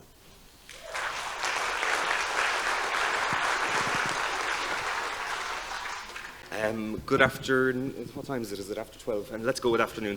Good afternoon, everybody. Lovely to be here. First of all, I just want to apologise that the Minister couldn't be with you. Unfortunately, she's just human like the rest of us, and she took ill, so I wasn't able to take part, even though she did very much want to, and she sends her greetings. Nevertheless, it's a huge pleasure for me to speak with you today. I was just saying it to a colleague earlier that I always feel a little bit self-conscious speaking at these events, because nobody really wants to listen to a policy wonk. They want to talk. They want to listen to people who are really doing the work on the ground and making the changes like the previous speakers. But nevertheless, bear with me. I want to thank the ILDN for inviting me to attend this event, which it comes within the framework of the Awareness Raising Initiative, which I think honestly is one of the most impactful investments we've made in social enterprise so far, because it is really helping to crack that nut around awareness. I also want to sincerely thank the F2 Centre for hosting us, which of course is a social enterprise. Actually, it's many social enterprises, and just to acknowledge the huge amount of work that's going on in this centre, from the Arch Cafe, the cleaning services and property management, the community concierge and the various social programmes. The F2 Centre, in a sense, is like a microcosm of the social enterprise sector in Ireland, the diversity that's on display here. And they play a hugely important role in this community. This centre has been transformational in many ways for an already vibrant community in this area. And that's what social enterprises do. Social enterprises are transformational businesses. They have clear social or environmental goals. They're trading to improve lives. It's business, but better. Like other businesses, social enterprises are trading in goods and services on an ongoing basis, but their profits, if any, are reinvested to achieve the core objective. And there's no dichotomy between trading and impact generation. On the contrary, the trading dimension can amplify the impact by empowering communities to do more and to become more. I'll come back to social enterprise in just a moment, because I was actually asked to speak about building community cohesion through social innovation, which is a broader kind of a concept. Social innovation, as I see it, sorry, am I pressing the screen there? Social innovation, as I see it, it's about seeking new, cost-effective solutions to social and societal problems. It's about improving the quality of life of individuals and the well-being of broader communities. These solutions can be new services, new products, new ways of collaborating, new relationships with partners and stakeholders. It's really about thinking outside the box. Fundamentally, though, and it probably won't surprise you to hear me say this, social innovation is a human rights-based concept.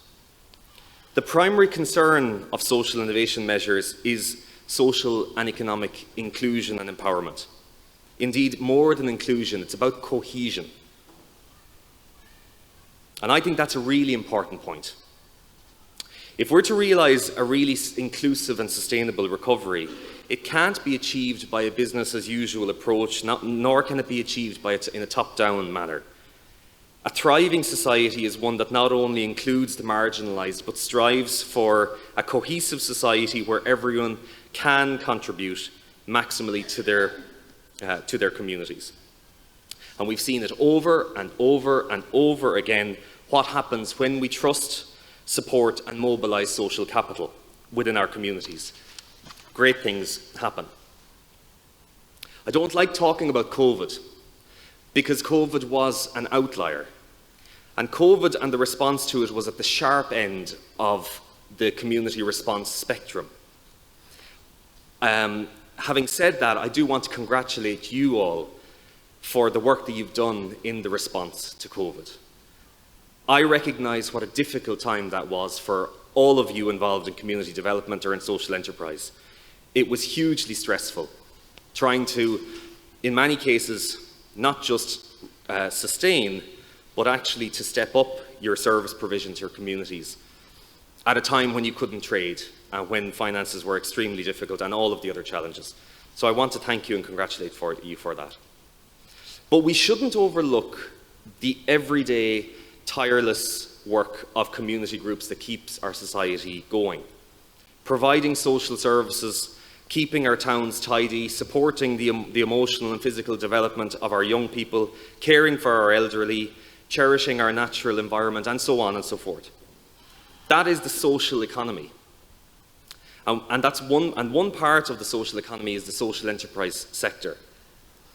Our rural future, the National Rural Development Policy, and the 5-year strategy to support the community and voluntary sector were premised on the power and potential of communities. And of course, so is the National Social Enterprise Policy, which is really the key national policy to create a social and, if you like, also a circular economy. In 2019, the policy was published by government in response to the sector. It had 3 objectives: to raise awareness, to grow and to strengthen the sector, and to try to achieve better policy alignment, recognising that there were challenges across all of those areas. Awareness, though, as I said at the outset, is the critical piece of the puzzle. It's been said also earlier that awareness within the sector itself is important, as is across the civil and public service, in order to get access to those supports and services that the state provides to other organisations. And finally, it is important for the broader society to be aware of what social enterprises are and what they have to offer. We all have a shared responsibility, I think, to get that message out there. And that is happening. More and more you see social enterprises referring to themselves as such and amplifying the message. Because it's not through people like me that the message will get out there in a convincing way, it's through people like you. That's why we developed the Arise scheme. The scheme is funding social enterprises, networks and others to raise awareness about what they do, but also what they are and why they do what they do, which is the essence of the organisations. Over 1.2 million euros has been awarded under Arise so far to 64 organisations, and the impact has been significant. But we're also providing support in a range of other areas, as has been mentioned. CSP, SICAP, LEADER, Peace Plus coming up will have a focus on social enterprise. But we're working on a day-to-day basis to try to address the challenges that we hear from you.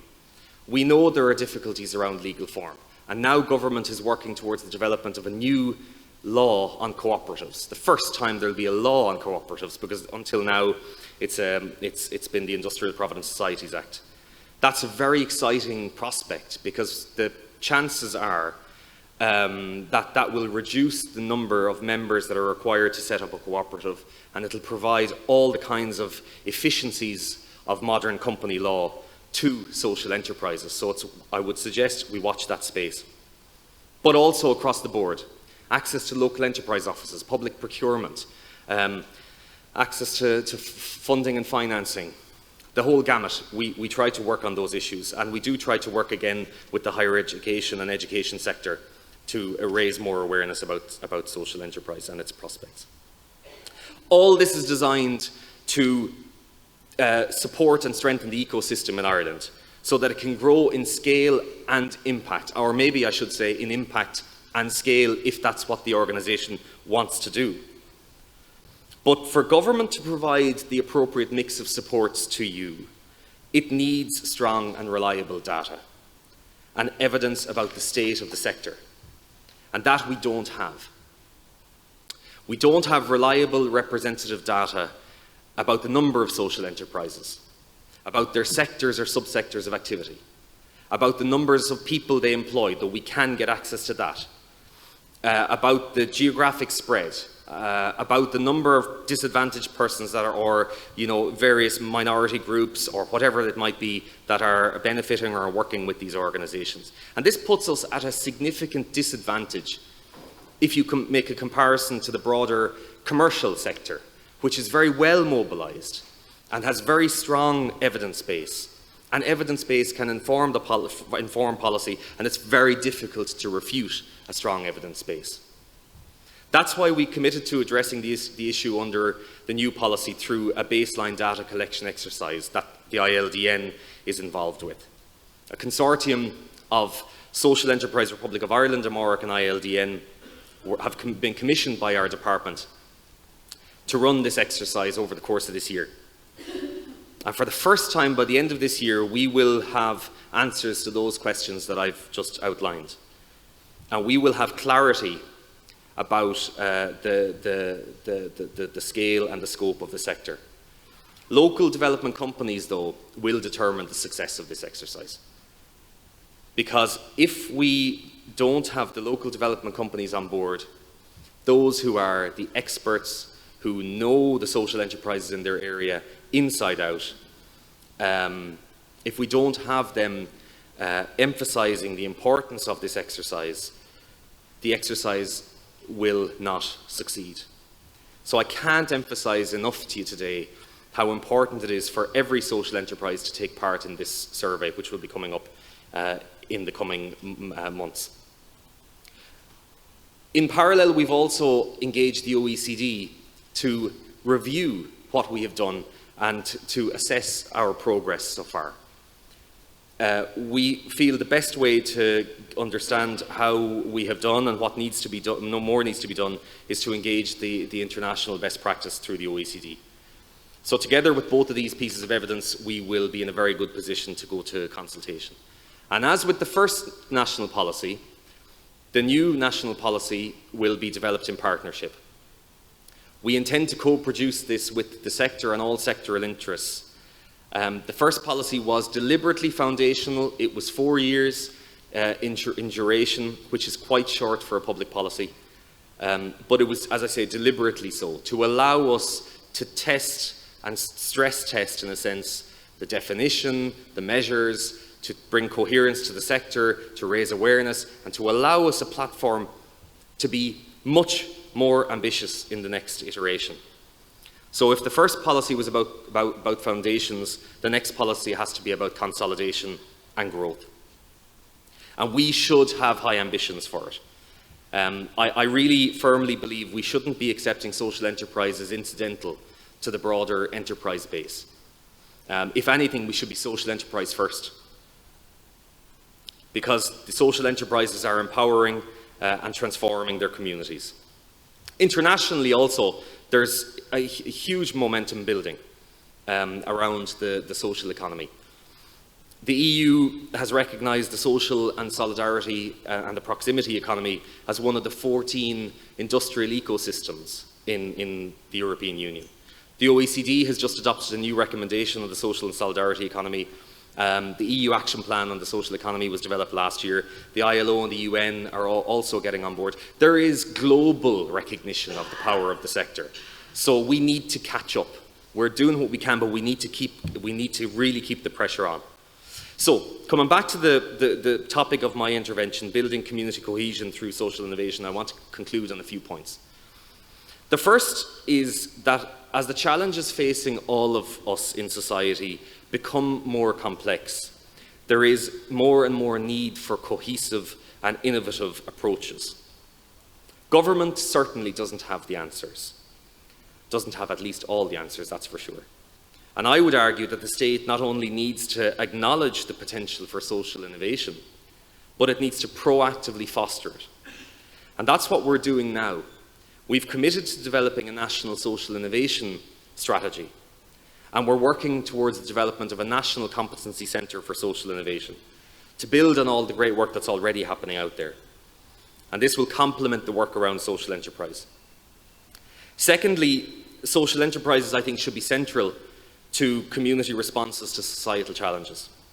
The social economy in Ireland is rich and it's diverse. And we should be proud of what we're doing, but we need to ensure that we cross-fertilise all the good ideas, which is why events like this are so important. The purpose has to be around generating real impact and leaving no one behind. Finally, partnership is key. We have to work together. We are committed to it from the government side, and we're now in the final months of the National Social Enterprise Policy. But the future ambition and the future direction of that policy depends on us working together to shape how it looks and what it focuses on and what its priorities are. And it needs to do that by drawing on the evidence base that we build together. I see huge potential for social enterprise, for cooperatives and for other community businesses in this country. We're only at the starting blocks. Our eyes are only slowly opening, and we will continue to work across government to open more and more eyes. But we need to do it together. I want to wish you all well with your work, which I recognise can be exhausting, stressful, and sometimes thankless. And for what it's worth, on behalf of all your beneficiaries, allow me at least to thank you for what you do. Before I finish, a date for your diary. DRCD will be hosting the 4th National Social Enterprise Conference on the 17th of November this year, which is International Social Enterprise Day. It'll be in Dublin this year. We were in Waterford of last year, so I'd just encourage you to note that down and join us. And I look forward to seeing you there. And with that, I'll come to a close. I just want to thank you sincerely for your attention, and thanks to the ILDN for the invitation. All the best. Common Leader Partnership, and we're including some fabulous social enterprises from up and down the country. We're delighted to have Des Henry from Walk in Walkinstown, Kerry Kavanagh from ACE Enterprise Park in Clondalkin, Dr. Jack Downey from the Nationwide Paint Reuse Network, and Colm O'Connor from IRD Duhallow Furniture Revamp. So, without further ado, Kieran, I'll hand over to your good self and to your panel, and thank you all very much. Thank you very much, Tony. Good afternoon, ladies and gentlemen. I suppose maybe a good start for proceedings would be to find out who the audience is. I'm going to tell you who the panel is in a few moments. We'll find out who the audience is, perhaps firstly, if I may, this afternoon. So if you work for a local community development company in the city, in the capital, in the county, put your hand up. If you work for a local community development company in the country, outside of the city and the capital, put your hand up. Very good. Okay.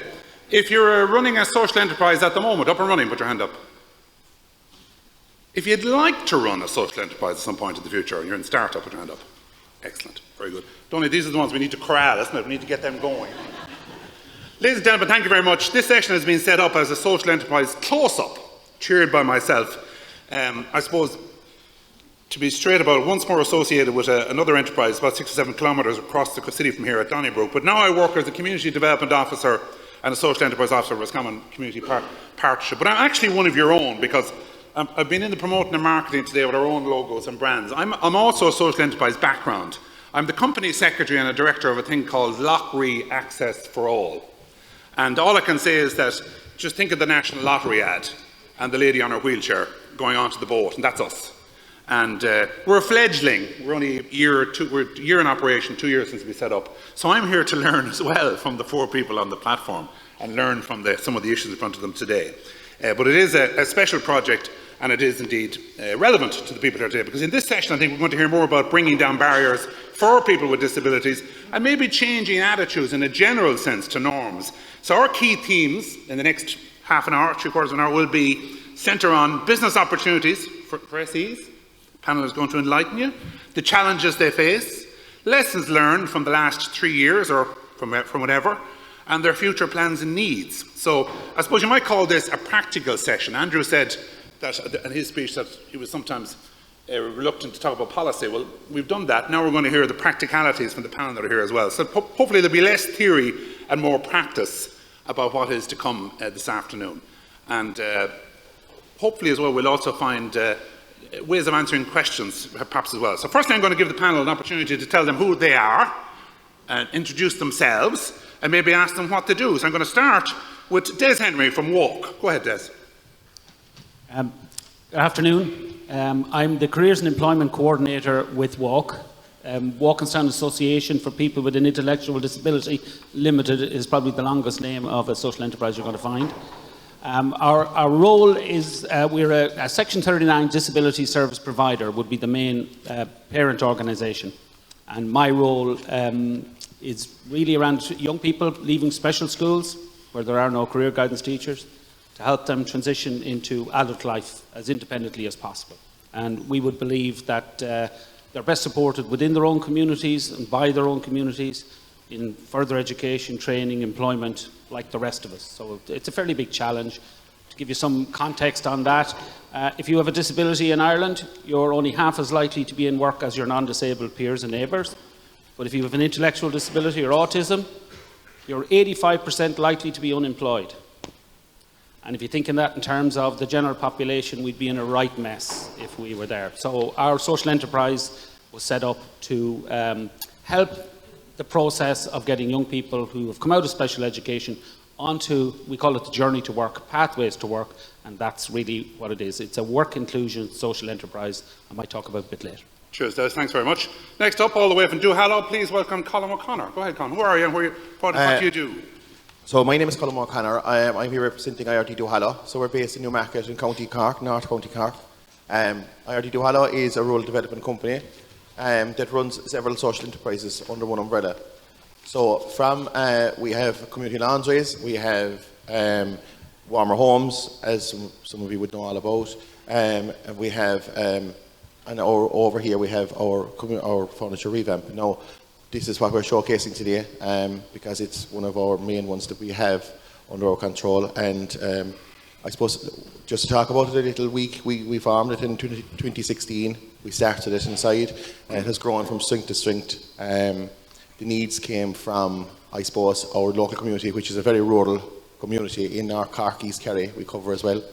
And I suppose I can tell you about the ins and outs of it later, but that's it for now. Great stuff, thank you very much. So from all the way from the deep south back up to the capital, Kerry Kavanagh is here from ACE Enterprise Park. Thank you, Kieran. Hello to everybody here. I'll just tell you a little bit about ACE Enterprise Park, which is based in Clondalkin. It was founded in 1995 by the local community volunteers. Their main focus was providing opportunities for enterprise and job creation through flexible, affordable workspace and training. The local community wanted to create their own opportunities in an area that's recognised as being highly disadvantaged. The second task was creating community-orientated space for provision of community service such as childcare, local employment service and other social enterprises and charities such as Headway, St John of God and many more. Great stuff, Kerry. Thank you very much. Our next and final panellist, I suppose, could accuse him of helping to paint the town red, blue, pink, green, whatever you like. Jack McCarthy's here from the Paint Reuse Network and Furniture Revamp. But what is it and what do you do? Thanks, Kieran.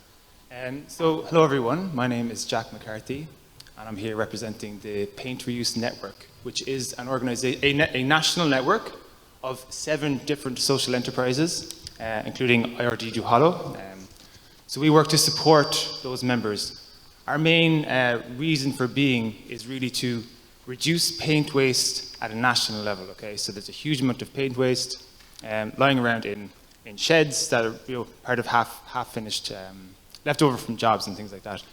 So paint waste is a huge environmental problem. It's also extremely expensive to the current main method for disposing of it, export and incinerate. So what we do is we work with social enterprises, local development companies, local authorities, and civic community sites to facilitate donation points for the general public at civic community sites where water-based paint can be collected, training for our members so that they can screen and remix the paint when they can collect it from civic community sites, and then resell it back to the public. So we provide high-quality, low-cost paint, roughly about 1/5 of the price of conventional commercial paint. So yeah, I'll speak a bit more later, but I think that's... Great stuff, thank you very much. Okay, well, now we're going to roll up the sleeves and we're going to try and tease out with each of our panellists, some of the issues going on in their lives, perhaps the things they've encountered over the last period of time. Back to Kerry maybe first to talk about, I suppose, your progress to date. Did you encounter what might be described as speed bumps to successful growth? And maybe tell us about any problems that you've resolved or you're still working to resolve. And I'm sure there's going to be lots of nodding heads around the room because we've all had them at some stage. Kerry, go ahead. Well, we noticed that the startup landscape throughout looks at businesses that are either in the sexy category, and what I mean by that is whether they're exporting or whether they're manufacturing. So what we've done is we've created the LEAPS program within ACE. So what that means is that we help our startup businesses, the small businesses that are in the service sector, to leapfrog into that can't get the mainstream funding, but can come to our space, collaborate with our like-minded individuals, and we can help with the professional services. So a little bit of a problem that we are having is the high energy costs. Our energy costs have doubled this year. You and the entire room, I'd say. Don't need to do a hands up on that. I won't mention the petrol then, so... So how are you coping with it? That's the problem. That's the issue. Yeah, we've no solutions to the energy costs yet, so we're hoping maybe a bit of sustainability or something that, you know, can deal with that. Very good, very good. Colm's there beside you. Colm, what's the last 12 months been like? Tell us about your progress and your issues and problems and what you're Well, I suppose we have, we're going to talk, I don't want to bring up the C word, COVID anymore, but we went through it or whatever. I suppose we survived it, which was great. It was a hard time for everyone, and everyone in this room knows. I suppose we'll say, going back to our product, especially in the furniture revamp, one of our biggest issues when we started that up in 2016 was growing confidence. Because what we had was, you know, the way people have this perception in their head of that when you're going buying second-hand furniture, you're expecting a smell to be inside the shop, you're expecting it to be not clean, things like that. But like, I will definitely say we got a massive amount of help from CRNI and going through the remark process, which is now started up again for social enterprise, so on. So we went through that, and it put a lot of things in place for us. We did a lot of marketing through it. We set up our shop in the right way. We got our processes done right, and everything, in fairness, we copied from that. It was a great, great help to us. If we have a problem, I suppose our problem is staffing. I think that's everyone who is in a social enterprise has that issue here. There's certain things within it. We are a CSP, so we're lucky enough to have that. The two things I would say, there's just two certain small things with CSP. The first thing is, if you're a new startup, CSP has to be funded in full, where they won't even meet the wage now, you know, of a minimum wage. But like, I understand that when you're a couple of years older, you have a bit of backing, a bit of money behind you, and you can top it up yourself. But for a start, it is a big thing to get the full wage, you know what I mean, rather than, because you don't have any backing. I suppose the other thing with that is that the CSP just strictly do wages, so they won't pay for any training. So that's another thing that needs to be remembered. And just one more, I won't have it. I just think that there's other times that we have other social enterprises, for example. One thing we were told that if you get a half CSP, for example, 19.5 hours, that has to happen over 4 days or more. It's an impossible position to fill, because no one will take a 5 hour a day.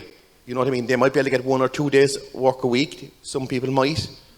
But if you could put the 19.5 hours over 3 days, it'll be way easier to fill that position, you know? And it's just a leg up as well for anyone. We say in a 2's position or C, there's a stepping stone to go to the CSP position. That's just a couple of things I'd say about staffing. Thank you. I mean, maybe in time for another hands up situation. And CSP POBALs in the room. Hands up if you're running a POBAL CSP program. So a few people already appreciate what you're talking about. Des, you run one as well. Similar problems, or what's your last 12 months been like? I suppose to go back a little bit, Kieran, the initial part, the problem, I suppose, was organisational inexperience. We had a charity that was used to having the money in the bank every Monday and could pay everybody on Friday, and trying to impress on that group and then volunteer board members that there's no money in the till today, but we're going to pay these 10 people on Friday, caused a lot of stress. So initially, that sort of institutional, organisational thinking, it took trying to get the balance of having a few business heads working in the business part of it to try and get that balance. So that would have been initially. And the second part, when we were starting, and just listening to Andrew about the social enterprise policy and all that, when we started in 2010, there was none of that here in Ireland. We had to get all that information in Wales, believe it or not. And they were so far ahead at the time. We now have what they call a social firm, which is a social enterprise that employs more than 50% of the target group intended. So a work inclusion social enterprise. So we've actually hit that definition now. So we're a long way behind in terms of Ireland embracing this. In terms of the last 12 months, we've been very lucky. The COVID period was good to us, believe it or not. We stayed open when everybody else closed around us. We stayed open because there was a need. There was a need in the community. We're in Dublin 12, there was a lot of older people, a lot of people working in healthcare, parents then couldn't go out and shopping and all that. So we just started a Meals on Wheels, threw it up on Facebook, and all of a sudden there were 65 families needing support. Some of our service users went out on bikes because they needed to get out of their houses. You know, young people with autism being locked up. One of our young guys was in his bedroom for 3 months before we could get him out. So we used the social enterprise for the need of the people we supported, but the need of the local community. And that kept us going. They paid €3 a meal. It kept the cafe restaurant part open, kept the staff in. And then when people were let out, they just flocked to us for takeaway coffees, and it just No, €3 was the price of a takeaway meal. We did it for cost. I wonder what's happening in Roscommon, because I'm going to say Snap, the melting pot of social enterprise in Roscommon town, did the very same thing. Their meals are €7. Now, they deliver them to the doorman. Well, and it's a rural area, obviously, might be an issue as well. It'd be harder. But again, an ill wind that blew something into the community. Absolutely. So I suppose the biggest concern, apart from, well, we have the staff like any other business, so that's a normal issue. So we're the same as any other business, hiring staff and stuff. CSP is probably a concern, because it was supposed to be reviewed around COVID time, and then it's been just extended, and we don't really know what's going to happen next year. And that's a concern, because like we have 17 people with a disability hired, about 10 are supported through that program, and it's really important for us to have. And if we don't have that, the business will be fine, the mission will struggle. We won't dwell on, because there's not that many of them here, in fairness, today, but I'm involved in social enterprise with CSP, and one of the workers said to me last week, he said, so basically, after Christmas, we don't know if we have a job at the moment. And he said, so I said, yeah, but we'd probably be okay, you're doing a great job, etc., etc. And he said, yeah, but it's a bit like taking part for the next 3 months in Ireland's fittest family, he said. We're on show, we have to basically be re-evaluated and re-looked at again. Jack, your last 12 months, and for you guys, I know you're working with people all over the country. What scale have you got, and how's the last 12 months been to your company? Your social enterprise? So the last 12 months, obviously it's been a challenging time with COVID and everything, but it's been quite positive. So we officially launched our network in November of 2021, building on a series of academies that were run where we saw huge interest in paint reuse activities. We've had new organizations get up and running and come online selling paint. We currently have, currently got 5 organizations that are up and running, collecting paint and selling it back to the public at a nominal fee. We have 2 additional organizations in Waterford and Longford where they're almost at that point as well. So from that side, it's been a period of growth. We're looking towards growing further, especially in the northwest region, where we've been working with Donegal County Council. If there's others interested here in expanding their social enterprises into areas of paint reuse or working with us in some way, that's very welcome, and that's one of our key objectives at the moment. In terms of challenges, there's really two sides to it. So we have demand side challenges, so the sourcing of reused paint to mix, and then we have supply side challenges and demand side challenges. So on the supply side, our challenges really entail working with local authorities, civic community sites, and social enterprises. Often in the case of the civic community sites, they might have limited staff capacity to take on additional work in terms of collecting, sorting, storing paint for our members to use. So that's one challenge that we're trying to work with them to do that. Then on the other side, the supply side, so similar to one of the points around furniture or upcycled furniture, we're trying to work on the public perception of remixed paint as a high quality product that is just as good quality as conventional commercial paint that you would buy in Woolies or wherever else. So that's one side. We're running paint giveaways around that. We've got 3 national campaigns ongoing, so there's a national paint giveaway being launched for communities this week where they can apply with designs. Was it 100 litres for free, I saw someplace? It's up to 100 litres for a community paint project. That could impress the judges. You get 100 free litres. Yeah, exactly. I'll be talking to you after this now. So that's open for, our members are also running similar competitions at a local level. But then the other side of normalising this product of paint is really about engaging with established professionals. So we're talking to Technological University Dublin right now about the painter and decorating accreditation that they run, trying to bring that into curricula. And we could do something similar with MTU or others. So So trying to get that sort of professional linkages where this becomes a normalised product in the marketplace. We're going to come back to that in a moment because you've wandered into the next question, which is about growing in the future. But for the people who are thinking about starting up, I want to a quick fire round for all four of you on your structure when you started, or your structure now. Are you a limited company? Are you a charity? Were you a volunteer group? What were you, Des? I know you were a big setup, but what were you? The parent company was a charity, and but we set up the social enterprise as a company limited by guarantee without a charity number, and recently been encouraged, I'd say is the word, by POBAL to get a charity number for the social enterprise, which we really didn't want to do. Yeah, but it's kind of cognizant on funding and stuff like that. It kind of goes against those people over there to go down the road of a charity and say, Depend. POBAL do kind of nudge you towards it. Yeah, they kind of like the governance of the charity regulator and stuff like that. So we feel that we've no choice really. So we're doing it, I'm afraid. So yeah. Well, I say philosophically, charity, donations, that type of stuff, and on the other side, trading and profit and loss. So there was a different language. There was probably the sense of risk. If this fails, we can't bring down the mothership. So usual stuff that you would do. We started small, but we had a board that were risk averse on this end. So they were great people volunteering, but when you start talking about trading and that, very different space. So my house. Yeah, we needed to bring in my family house. Yeah, we needed to bring in a couple of people onto the board then who had a bit of business sense, understanding, experience, and we've got a good balance now. But we wouldn't be going down this charity route only that POBAL are kind of nicely insisting on. They're good people. Just get the others as well. What did you do? Where did you come from? Yeah, well, we are a registered charity, ILDN Hello, and then we're under the umbrella of. We're housed by the Rediscovery Centre.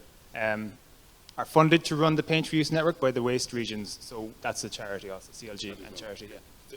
By the way, if any more questions, jump in because this is your chance, in terms of setting up in particular, trying to establish something for the beginning because it is a tricky area. Did we all do feasibility studies to beat the ban before we got to the floor? Yes, we sure did. We carried out a feasibility study to see what the pain points was for young startups, and what was conducted was that they needed help with professional services because each small startup, they might need something like accountancy, marketing, branding. So we help put them in touch, and they do it all from our ACE Enterprise Park, and we help them leapfrog then into the next journey. Very good. And again, I suppose who paid for the feasibility study? Was it a leader company maybe or a local community development company? ACE did. So again, does funding ACE themselves pay for it? Very good. Go ahead. So we actually, for furniture revamp, because we're such a rural area, there was two things actually started the furniture revamp for us. We have a Meals on Wheels, and we identified that older people especially, and people because we target low-income households with our furniture revamp. And what we do with that is we could see an opening where older people would need just something basics inside in some houses that needs to be given to them or whatever, And the other thing was that we felt that the opening was there, especially in, because of how rural and isolated the area is. Sometimes the person that was only seeing it was the man who was coming with the Meals on Wheels every day, because going back to what you said earlier, Kieran, we're very much rural when it comes to Meals on Wheels, so there's a huge overcost there as well on transport and things like that, because we do about 36,000 meals a year from the area. But it's even though that mightn't be a massive amount when it comes to Meals on Wheels, but it is because it's so rural and you have to survey the area. Yeah. To go around and find out who'd buy off you, who wouldn't buy. Yeah. So we I suppose if you wanted, we did do that kind of a study, I suppose, to get there. But it was easy to identify it because, as I say, we do have a target as well of low-income households, and we did see a huge market for that as well in the area. Okay. Any more questions on the startups? Anybody for the panel? We're going to talk about their future plans in a moment. Okay, let's roll on into the future plans. I mean, if I go back to you, Karen, for starters on this, in terms of what's coming down the line, what plans have you to grow in the future? Well, we have shared spaces in ACE. So we have a shared therapy spaces for mothers going back into the workforce but can't afford their own unit. So they have shared space that they can book by the hour, on the hour, and it's open 24/7. We also we started off last year with one shared kitchen with the same ethos of that for artisan chefs that just want to start up their business, but they don't, again, have the funding or the money to have their own unit. So we now have a gas shared kitchen and an electric shared kitchen. And now we're in the midst of developing 2 progression units for these 2 individuals that are now progressed and on the shelves of Super Values. So it's great. And yourself, what's the So, where do you go next? I mean, you have a big operation as it is, really, haven't you? Oh, well, we wouldn't think that, but you know, it's a community organisation. So what I would say about it is, from the furniture revamp point of view, we have taken on a new product called Real Love Paint, and it's in collaboration with Cork County Council. So that again is going back to what Jack was on there earlier on. Now, we're the only, I suppose, we have a problem with that, and expansion is our problem. We want to go forward. These are the challenges that we hold. The challenges are that in our furniture revamp, we have positions for 4 FTE on the CSP. So in that then, the 4 of them would have to do upholstery, refurbishment, admin, collections and deliveries, and tend the shop. Because the numbers on TOOS and RSS, and RSS is with us as well, and CE have gone down, down, down. So we don't have enough that will help. We need, now we have another string to our bow in Real Love Paint. That means collecting from our local amenity sites, mixing it, putting it back into the cans, reselling it and everything. It's a big job in itself with no help. So really, we will try and go forward, but it looks like we could do an awful lot more if we could get more. What is wrong with TOOS at the moment? Why is it not what it used to be? I mean, we all have communities with vibrant TOOS schemes operating, but I see in the West, for instance, all of Galway was at a meeting in the last couple of weeks, feeling that it's gone, it's almost disappeared. Is it an aftermath of COVID, or what's the problem with it, do you think? Is it, like some people would say, it's still with full employment. You can't get some people, and then more, like we do find it very, very hard to get lists off the department for people to go on TOOS, and there doesn't seem to be any lean by the department to make someone make sure you go and do it, which is only beneficial for themselves and for the community, like, you know what I mean? Jack, the future, where do you go? I mean, is the tin shut? Are you restricted in terms of what you can do? I know you were touching on it there in terms of your negotiations with the third level, etc., and discussions. No, I think this is really only starting at a national scale. So as I said, our intentions are really to, in terms of specific targets, there's currently 14 paint donation points throughout the country where consumers, citizens can go and donate their paint. We want to expand that to 22 by the end of the year is our target, and keep expanding that. Part of that goes hand in hand with helping to establish and support new social enterprises or reuse paint operations that can then take that paint, we train them to have the skills to mix it and sell it back to the public. So it's really about expanding so that everyone on the island of Ireland has access to both a paint donation point and access to affordable reused paint, and providing the training and employment as part of that through those organisations. So. The next question I was going to ask all is about, I suppose, about as you go forward, the biggest challenge facing you. I mean, it's been touched on already in terms of personnel and directors. I'm sure it's not easy to get directors and volunteers even to take part. Des, is it at the moment? Well, I'd struggle to take on a directorship now again. And I did it in a couple of other organisations, not our own, but the regulation and the responsibility now has become very, very difficult. The amount of reading you have to do between sessions and that. So that's a real issue in the voluntary space. Now, while we're a voluntary organisation, we're all paid, so we're professionals. So there's a bit of a confusion around the voluntary sector and what. Like, I get paid, but I'm not a volunteer. We have some volunteers who do some work. So there's that bit of an issue, and I think that merges a little bit with the charity versus social enterprise and the enterprise and business. So we could do a bit of clarity around all of that, and if you're going to force voluntary directors to be as responsible as a director in a PLC, we're going to struggle, and that's going to get harder. But you still have to do business, we still have to get on, and I think we're strong on mission, and once you're strong on the mission, I think the rest, you'll find solutions to the rest of it. Kerry, challenges for you in the future. I mean, I was going to say from my own experience, it's a different type of business, obviously. Matching finance for projects is an issue, capital projects in particular. In COVID, we had all difficulties because we couldn't have our sponsored 10K runs and our table quizzes and everything else. And we're recovering slowly, but is that a challenge for you, or what are the type of challenges for your operation? Funny enough, Kieran, during COVID, we actually had 20 new startup businesses. So it really just shows you how resilient this country really is. You know, I don't know whether people just got tired of what they were doing at home and wanted to start up, and this was the time. But a bit of a problem that we would have, ideally, it would be great to have some headcount partially funded. It would really help with our sustainability on a permanent basis. And do you mean in the individual units or in the management? Well, the management. In the management. Yes. Have you thought about a CSP POBAL? No. No. No. I was going to say think about it, but it'll Yep. be about a year to think about it. Okay, let's give a few questions from the floor, if you want to go ahead.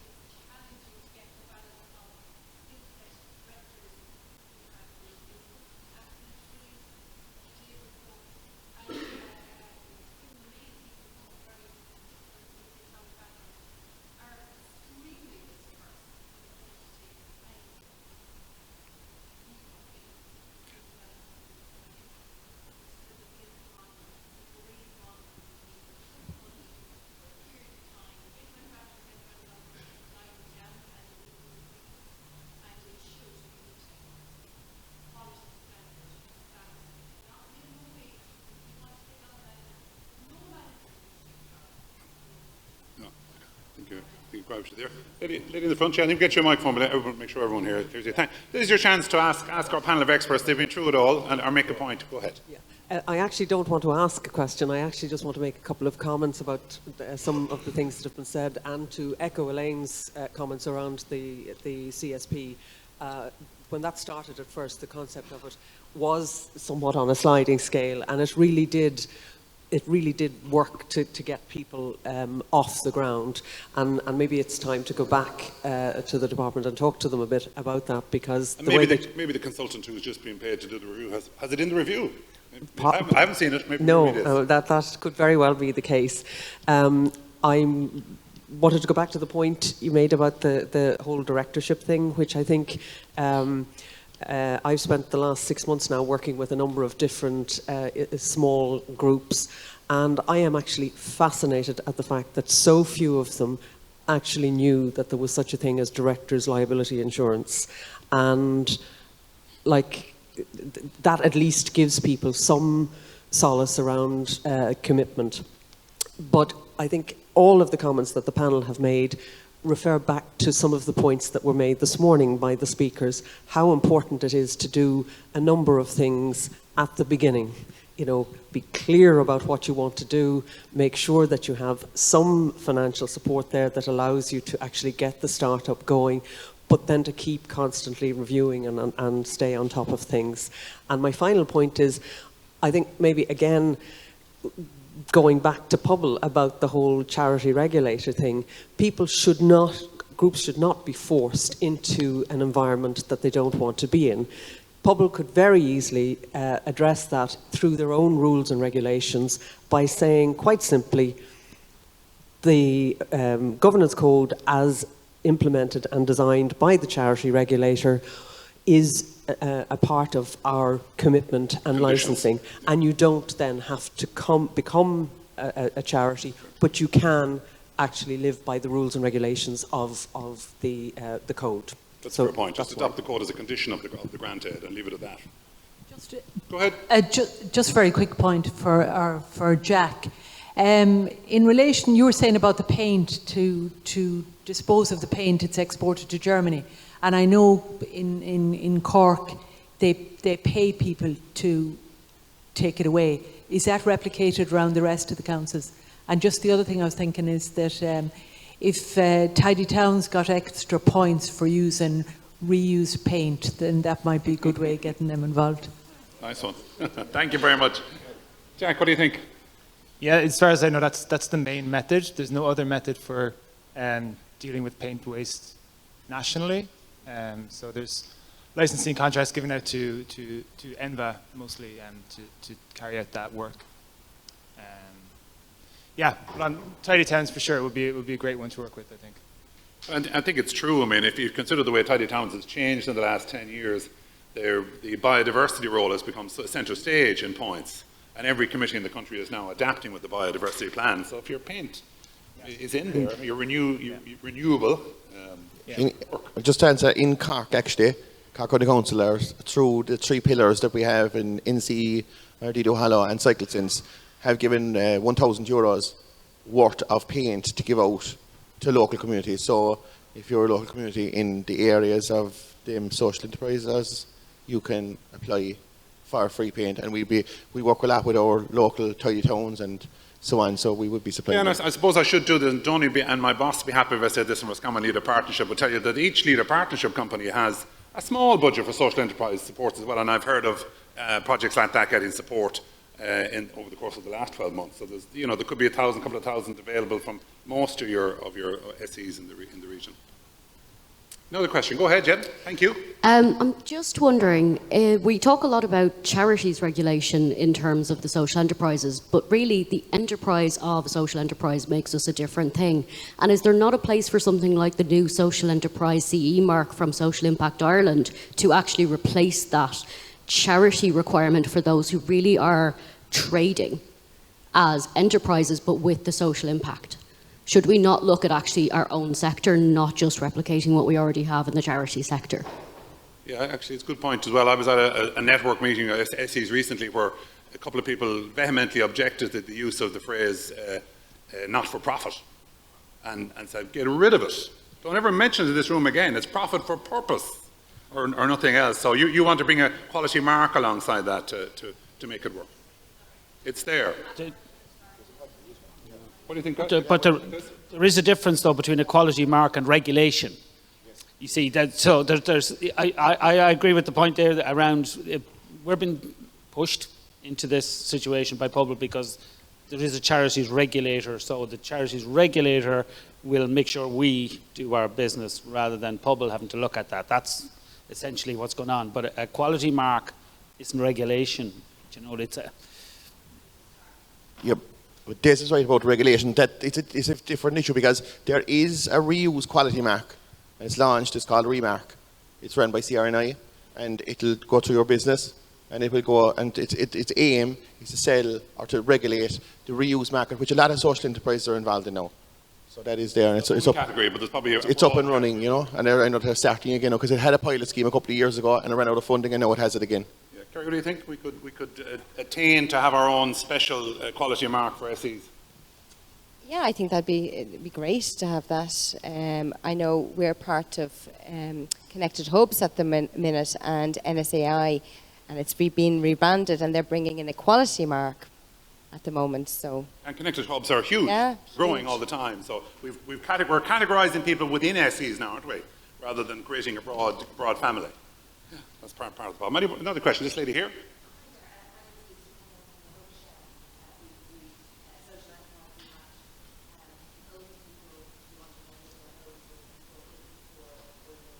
Accommodation. Thank you. To give them an opportunity to help each other and to save for their own home eventually. I'm just wondering, well done firstly to all the panellists on your amazing social enterprises, and long may they continue into the future. I'm just wondering, do any of you use social media as a platform to promote what you do? And if you do, do you find it works? And if you don't, maybe is there a reason why you don't? Thank you. I'll answer it. We do, and it works. Obviously, it's a different we have a tourism project, tourism product, so it works for us very well. That's not probably you, probably not as effective, is it? Yeah, well, it is locally. I mean, it depends on what we're promoting. There's a lot of angles to our social enterprise, but promoting the work inclusion piece is great for our supported employment program, because we get employers will then hit the website and I get emails to say, oh, we're thinking of. So it works, yeah. Okay. Well, we have two farms actually when it comes to just, we'll say, a revamp, for example. So in our area, we have a community newsletter that's delivered by Unpost, 15,000 homes it goes to. So I can just tell you about the age demographic, because all our donations are normally given by an older people, kind of, and they get it by this newsletter that comes in the door in the post. I would say 70% of our sales are through our Facebook page. So that it goes up, but the most important thing I will say about social media, and this is the point, if you don't use it every week on a regular basis, don't use it. Update it or forget about it. Kerry. Yeah, absolutely. Social media is a fundamental part of what we do. We've opened as well up a media suite for doing podcasting on our website. Each of our community, our occupants there, they can message each other through our website. So it's a huge part, and we have our stories, Instagram, TikToking. So yeah, 100%. And Jack, I've seen some of yours. You're doing it actively, Anya. Yes, we are. The Painter Youth Network is actually only on Facebook at the moment. So I guess it might speak to an earlier point about hosting social enterprises within big organizations. We've had to we're still working out sort of separate workflows because it's a very active, very large public or social media presence for the Rediscovery Centre, which is where we're hosted. So we're kind of working out how to not duplicate effort in that sense, and also have a separate stream of content going out for the Painter Youth Network. Okay, ladies and gentlemen, I know you'd love to ask another 40 questions. I think we got in about 20. In fairness, we didn't do too bad, but there's somebody waving down there like they used to wave at me on the 6 o'clock news to tell me to stop talking. So I better obey what I say. I want at this stage to thank our panel for being open and frank and being willing to stand in front of you today. Thanks to Des and Colm and Jack and Kerry for coming forward, and thank you for your questions, and I hope you enjoyed the rest of the conference. Good afternoon.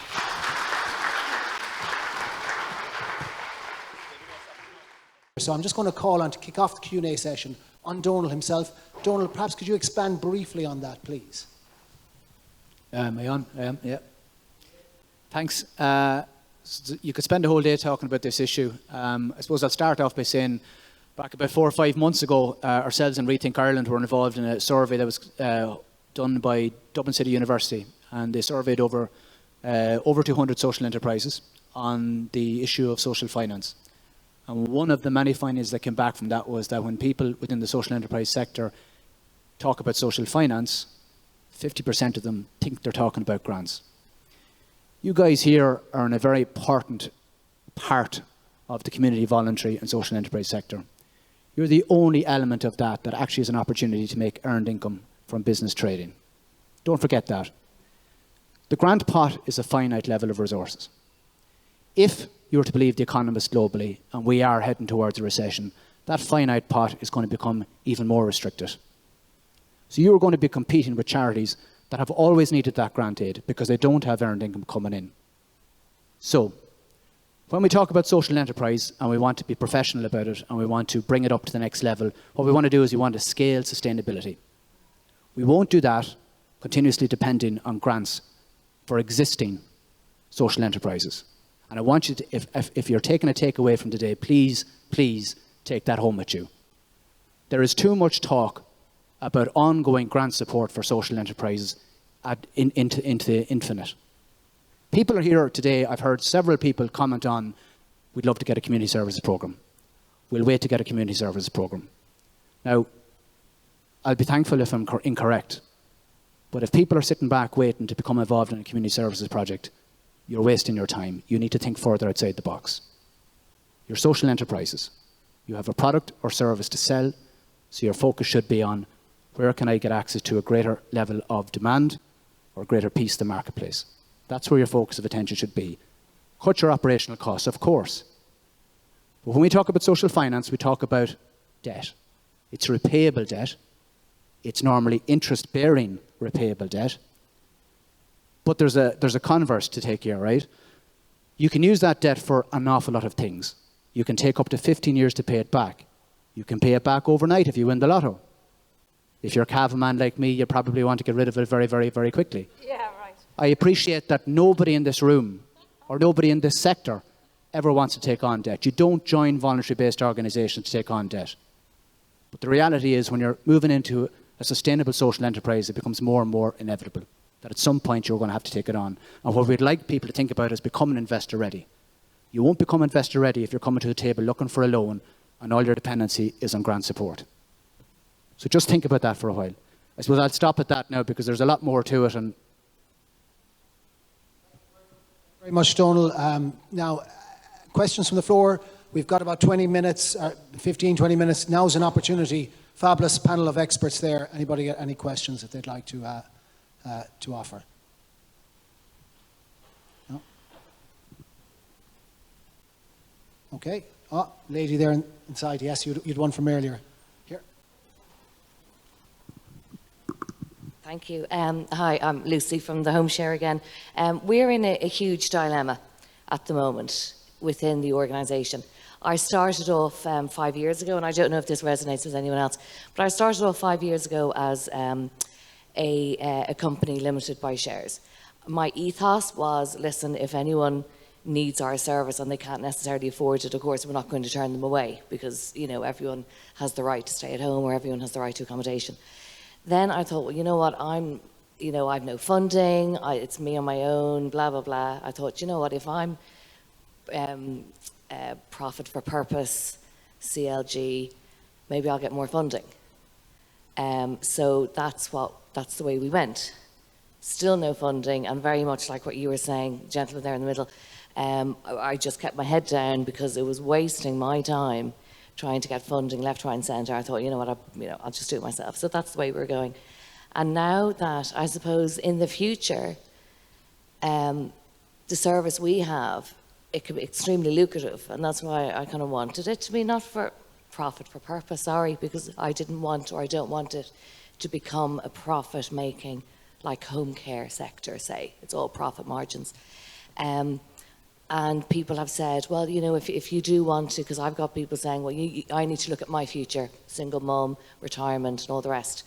And we need to be, if somebody wants to invest in the organisation later, they're not going to buy a CLG. They're not going to put money into it. So I've always been confused, and I'm actually on another hat on. I'm the acting chair of ISIN, the Irish Social Enterprise Network, and I've always been very confused with social enterprise versus profit for purpose. Some social enterprises, I think, did you mention maybe, or I can't remember who it was, that 75% of social enterprises are profit for purpose, CLGs. I guess I'm not sure quite what my question is, but I'm just wondering, you know, have there been many people in that situation that you're thinking, what's the point in being CLG? If I might need funding, I'm not getting it from the government, thank you very much. But you know what, maybe I don't want funding, but I might want investors. So I'm just wondering, has anyone, I see someone nodding their head. So I guess, has anyone else been in that situation, and have you made a decision to just go for the for-profit? I'll throw to the floor first, yeah, lady here.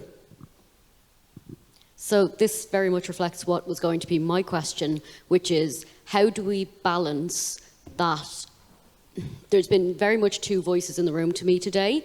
There has been charity regulators, you must have this level of governance, but then how do you balance that with actually operating a profit-making but not profit-taking enterprise?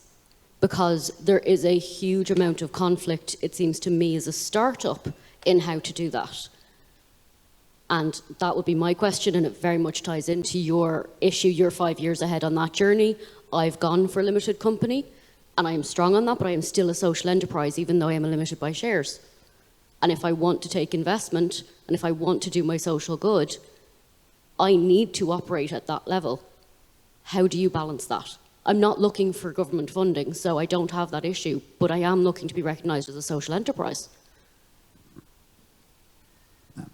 The panel there, who wants to take that one? Just my tuppence worth, but I know Margaret wants to come in it anyway. We've financed companies limited by shares. We have. But they have a not-for-profit taking clause built into their rules. Another company limited by shares was a wholly owned subsidiary of a co-op. We also financed that. But I agree most heartily with your point. Why would you want to become a registered charity? Yeah. So when we talk about, and it was up in the presentation here earlier today, in terms of the legal forms and stuff like that, ask yourself before you do it, why would you become a registered charity? Unless you want to access a pile of grants. But then I come back to the point I made earlier on. What is it you're trying to develop here? You're trying to develop a charity that's going to access grants from a finite pool, or are you trying to develop a business that's going to create impact? Margaret?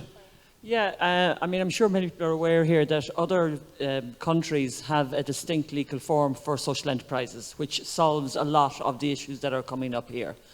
But I would also echo what Donald says. I mean, the first thing about social enterprises I always say is profit's not a dirty word. It's what you do with the profit. And if that's clearly set out in your memo on arts, if it's clearly set out in your company setup and that, then it's not a problem. And I think that that's, you know, if I was running a social enterprise, I'd want to get paid.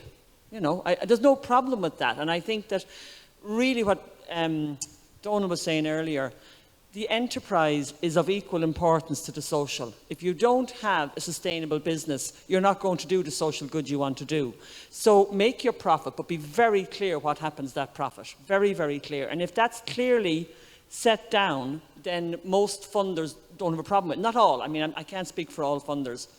But if your only way of looking at setting up your company is how is this going to work with funding, then maybe you should be a charity and not a social enterprise. That's kind of, and I do think in Ireland it's a very grey area and something that I know a lot of people are looking at, but I'm not taking responsibility for anybody else developing a different legal form. Jim, can I bring you in as well? I'd say you might have a bit. Up to you. Do you have anything you want to add to that? No, other than I suppose you need to, you know, I'm not overly familiar with the funding mechanisms and that, but I think when you're deciding on what sort of corporate personality you're going to have, I suppose you need to be conscious of the obligations. You know, being a charity has its obligations, and maybe they might outweigh the benefits for you. So I suppose it's probably something that you need to think carefully about. You need to take some advice on, and not something that you would necessarily jump into as a kind of an opportunistic way of maybe getting funding and then finding, oh, there are a lot of responsibilities there. So I suppose that would be my takeaway on it. Okay, thank you very much, Jim. Next question. Right. Okay, Francis. Thanks, Tony. My name is Francis McCarran. I work with Monaghan Integrated Development. During COVID, we were landed in a situation where we had to start a Meals on Wheels service for the South Monaghan area. There are a couple that operate in North Monaghan, but South Monaghan there was a big gap. And we have arrived at a point where we didn't want to start a social enterprise, but there's nobody in the community who's there to take this on. We may have to develop one.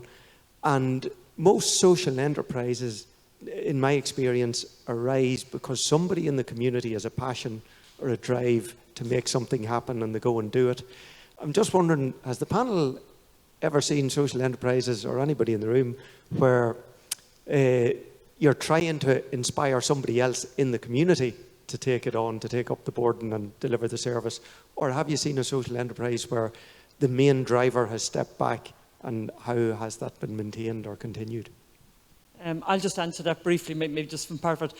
I've seen loads of social enterprises, even before my time in Rethink. I've been working in the sector for a long time, where the person who set it up is not the person to drive it, actually.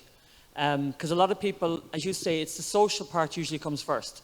They want to change something in their community, in their district, in their country, or whatever it is, and they want to do that. But they may not have the business skills, they may not have the development skills, they may not have lots of different skills, so they may encourage somebody else to take it on. They might set up a committee, and the committee ends up being a company, and they step back or they're on the board. So the person who has the idea isn't necessarily the person to drive it. And I think the maturity of a board and the maturity of any organisation is recognising that to each their own. And just because I want to save the world doesn't mean I'm the person who can.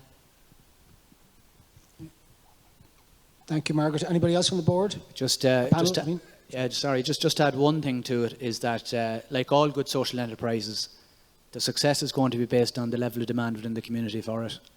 Because we'll all have come across these people that'll wake up with a midlife crisis some morning and say, geez, you know, if a bus runs me over today, I'll die and nobody will remember me. So I have to come up with an idea quick for the parish to remember when I'm gone.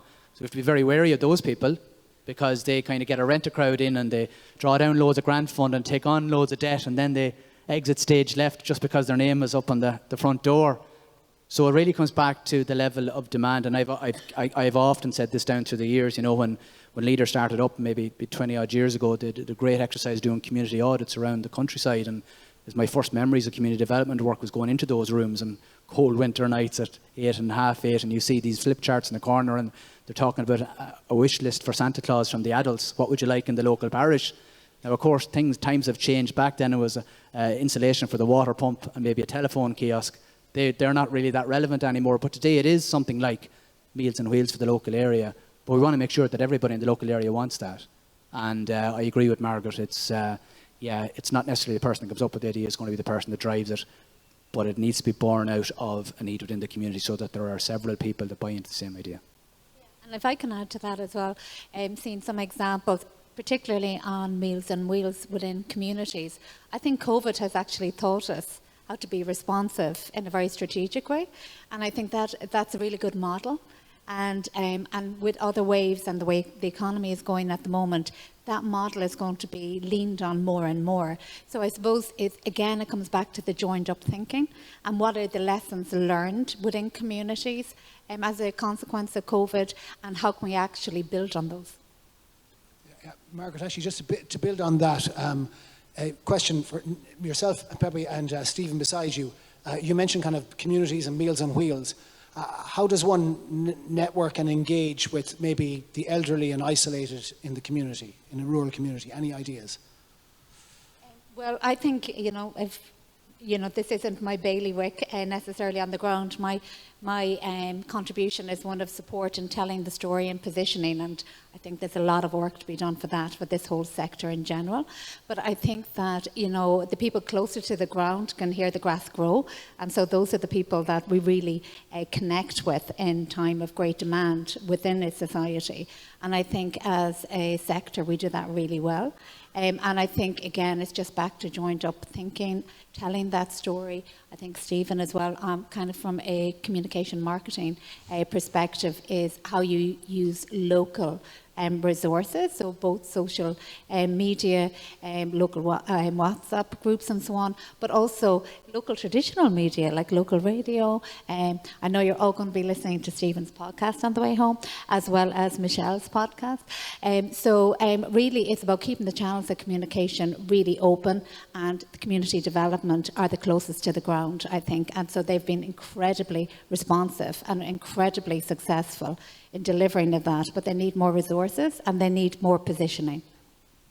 Thank you, Margaret. Stephen, how do you reach that bachelor farmer up at Boreen who doesn't do social media? You will be surprised. Don't ever judge that not everyone's on it, because if I just go by my own Facebook page, the first people to interact with me, if I put up a post that I was here today, is usually a relative of my wife that lives in Scotland in her 80s.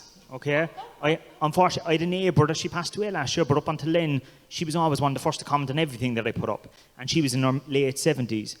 They see that as the modern day newspaper. They see that as, this is brilliant. I can get all the news I want. And they're the first to tell their children, their grandchildren, their neighbours about it as well. So utilise them. Remember, they have loads of time at their disposal. And going back to what Margaret said, local media, radio programmes, never underestimate the power of a local chat show. They'll always be on in the kitchen every day, and someone will hear it, and that will be passed on again down through other people. The local newspaper is probably more powerful than national newspapers. Most national papers aren't read from front to back. They're kind of picked up in the office environment or whatever. The local newspapers can spend the whole week in someone's household, 4, 5, 6, 7 different people reading them. So take advantage of that also. And while I'm on it as well, I just want to go back to a point where I go, no, I didn't kind of jump in because I'm not aware of funding and all of that. I don't want to come with that hat on. But I did work for 7.5 years with one of the largest non-profits in the country in terms of Photo Wildlife Park. And I was the head of marketing. And our greatest trick was we never went out saying that we were a non-profit. In fact, most people thought we were like Disney. Most people thought we were taking a pocket and put it in like Tato Park, and we were pocketing the money. We made $750,000, if not $1 million, in profit every year that was reinvested straight back into the park. There was no dividends for any shareholders. And not until COVID came did they ever get grant aid. So for 37 years, they survived by themselves. In the initial 3 years when they started the place up, they got funding from the local environment, the local people, and then they opened the doors, and if you create something that people want, it's sustainable business. That's all you need at the end of the day. It's something that people want. So you should go back again to think about what does my audience need and how much are they willing to pay for it. It's a bonus if you get funding afterwards. If you can have something that people want, they'll pay for it. Excellent. Thank you very much. Any other last-minute questions from the audience? No? Okay. That's great. Look, again, just to wrap up, I just want to remind everybody that everyone who registered today will get an email with all the PowerPoint slides sent out to them. Also attached on that email will be a link to the ILDN YouTube channel, which will have the whole video recording on it as well. So you can, if you're like me, have teenage kids, you can show them how you're looking at it and embarrass the hell out of them. Yeah, absolutely. But as a final wrap up, again, I thanked everybody so far. Again, the last people to thank are your good selves, all the way. For the difference that you make in the community every day. You put the social into social enterprise. Thank you very much. Thanks to everybody, and a big round of applause. Well done.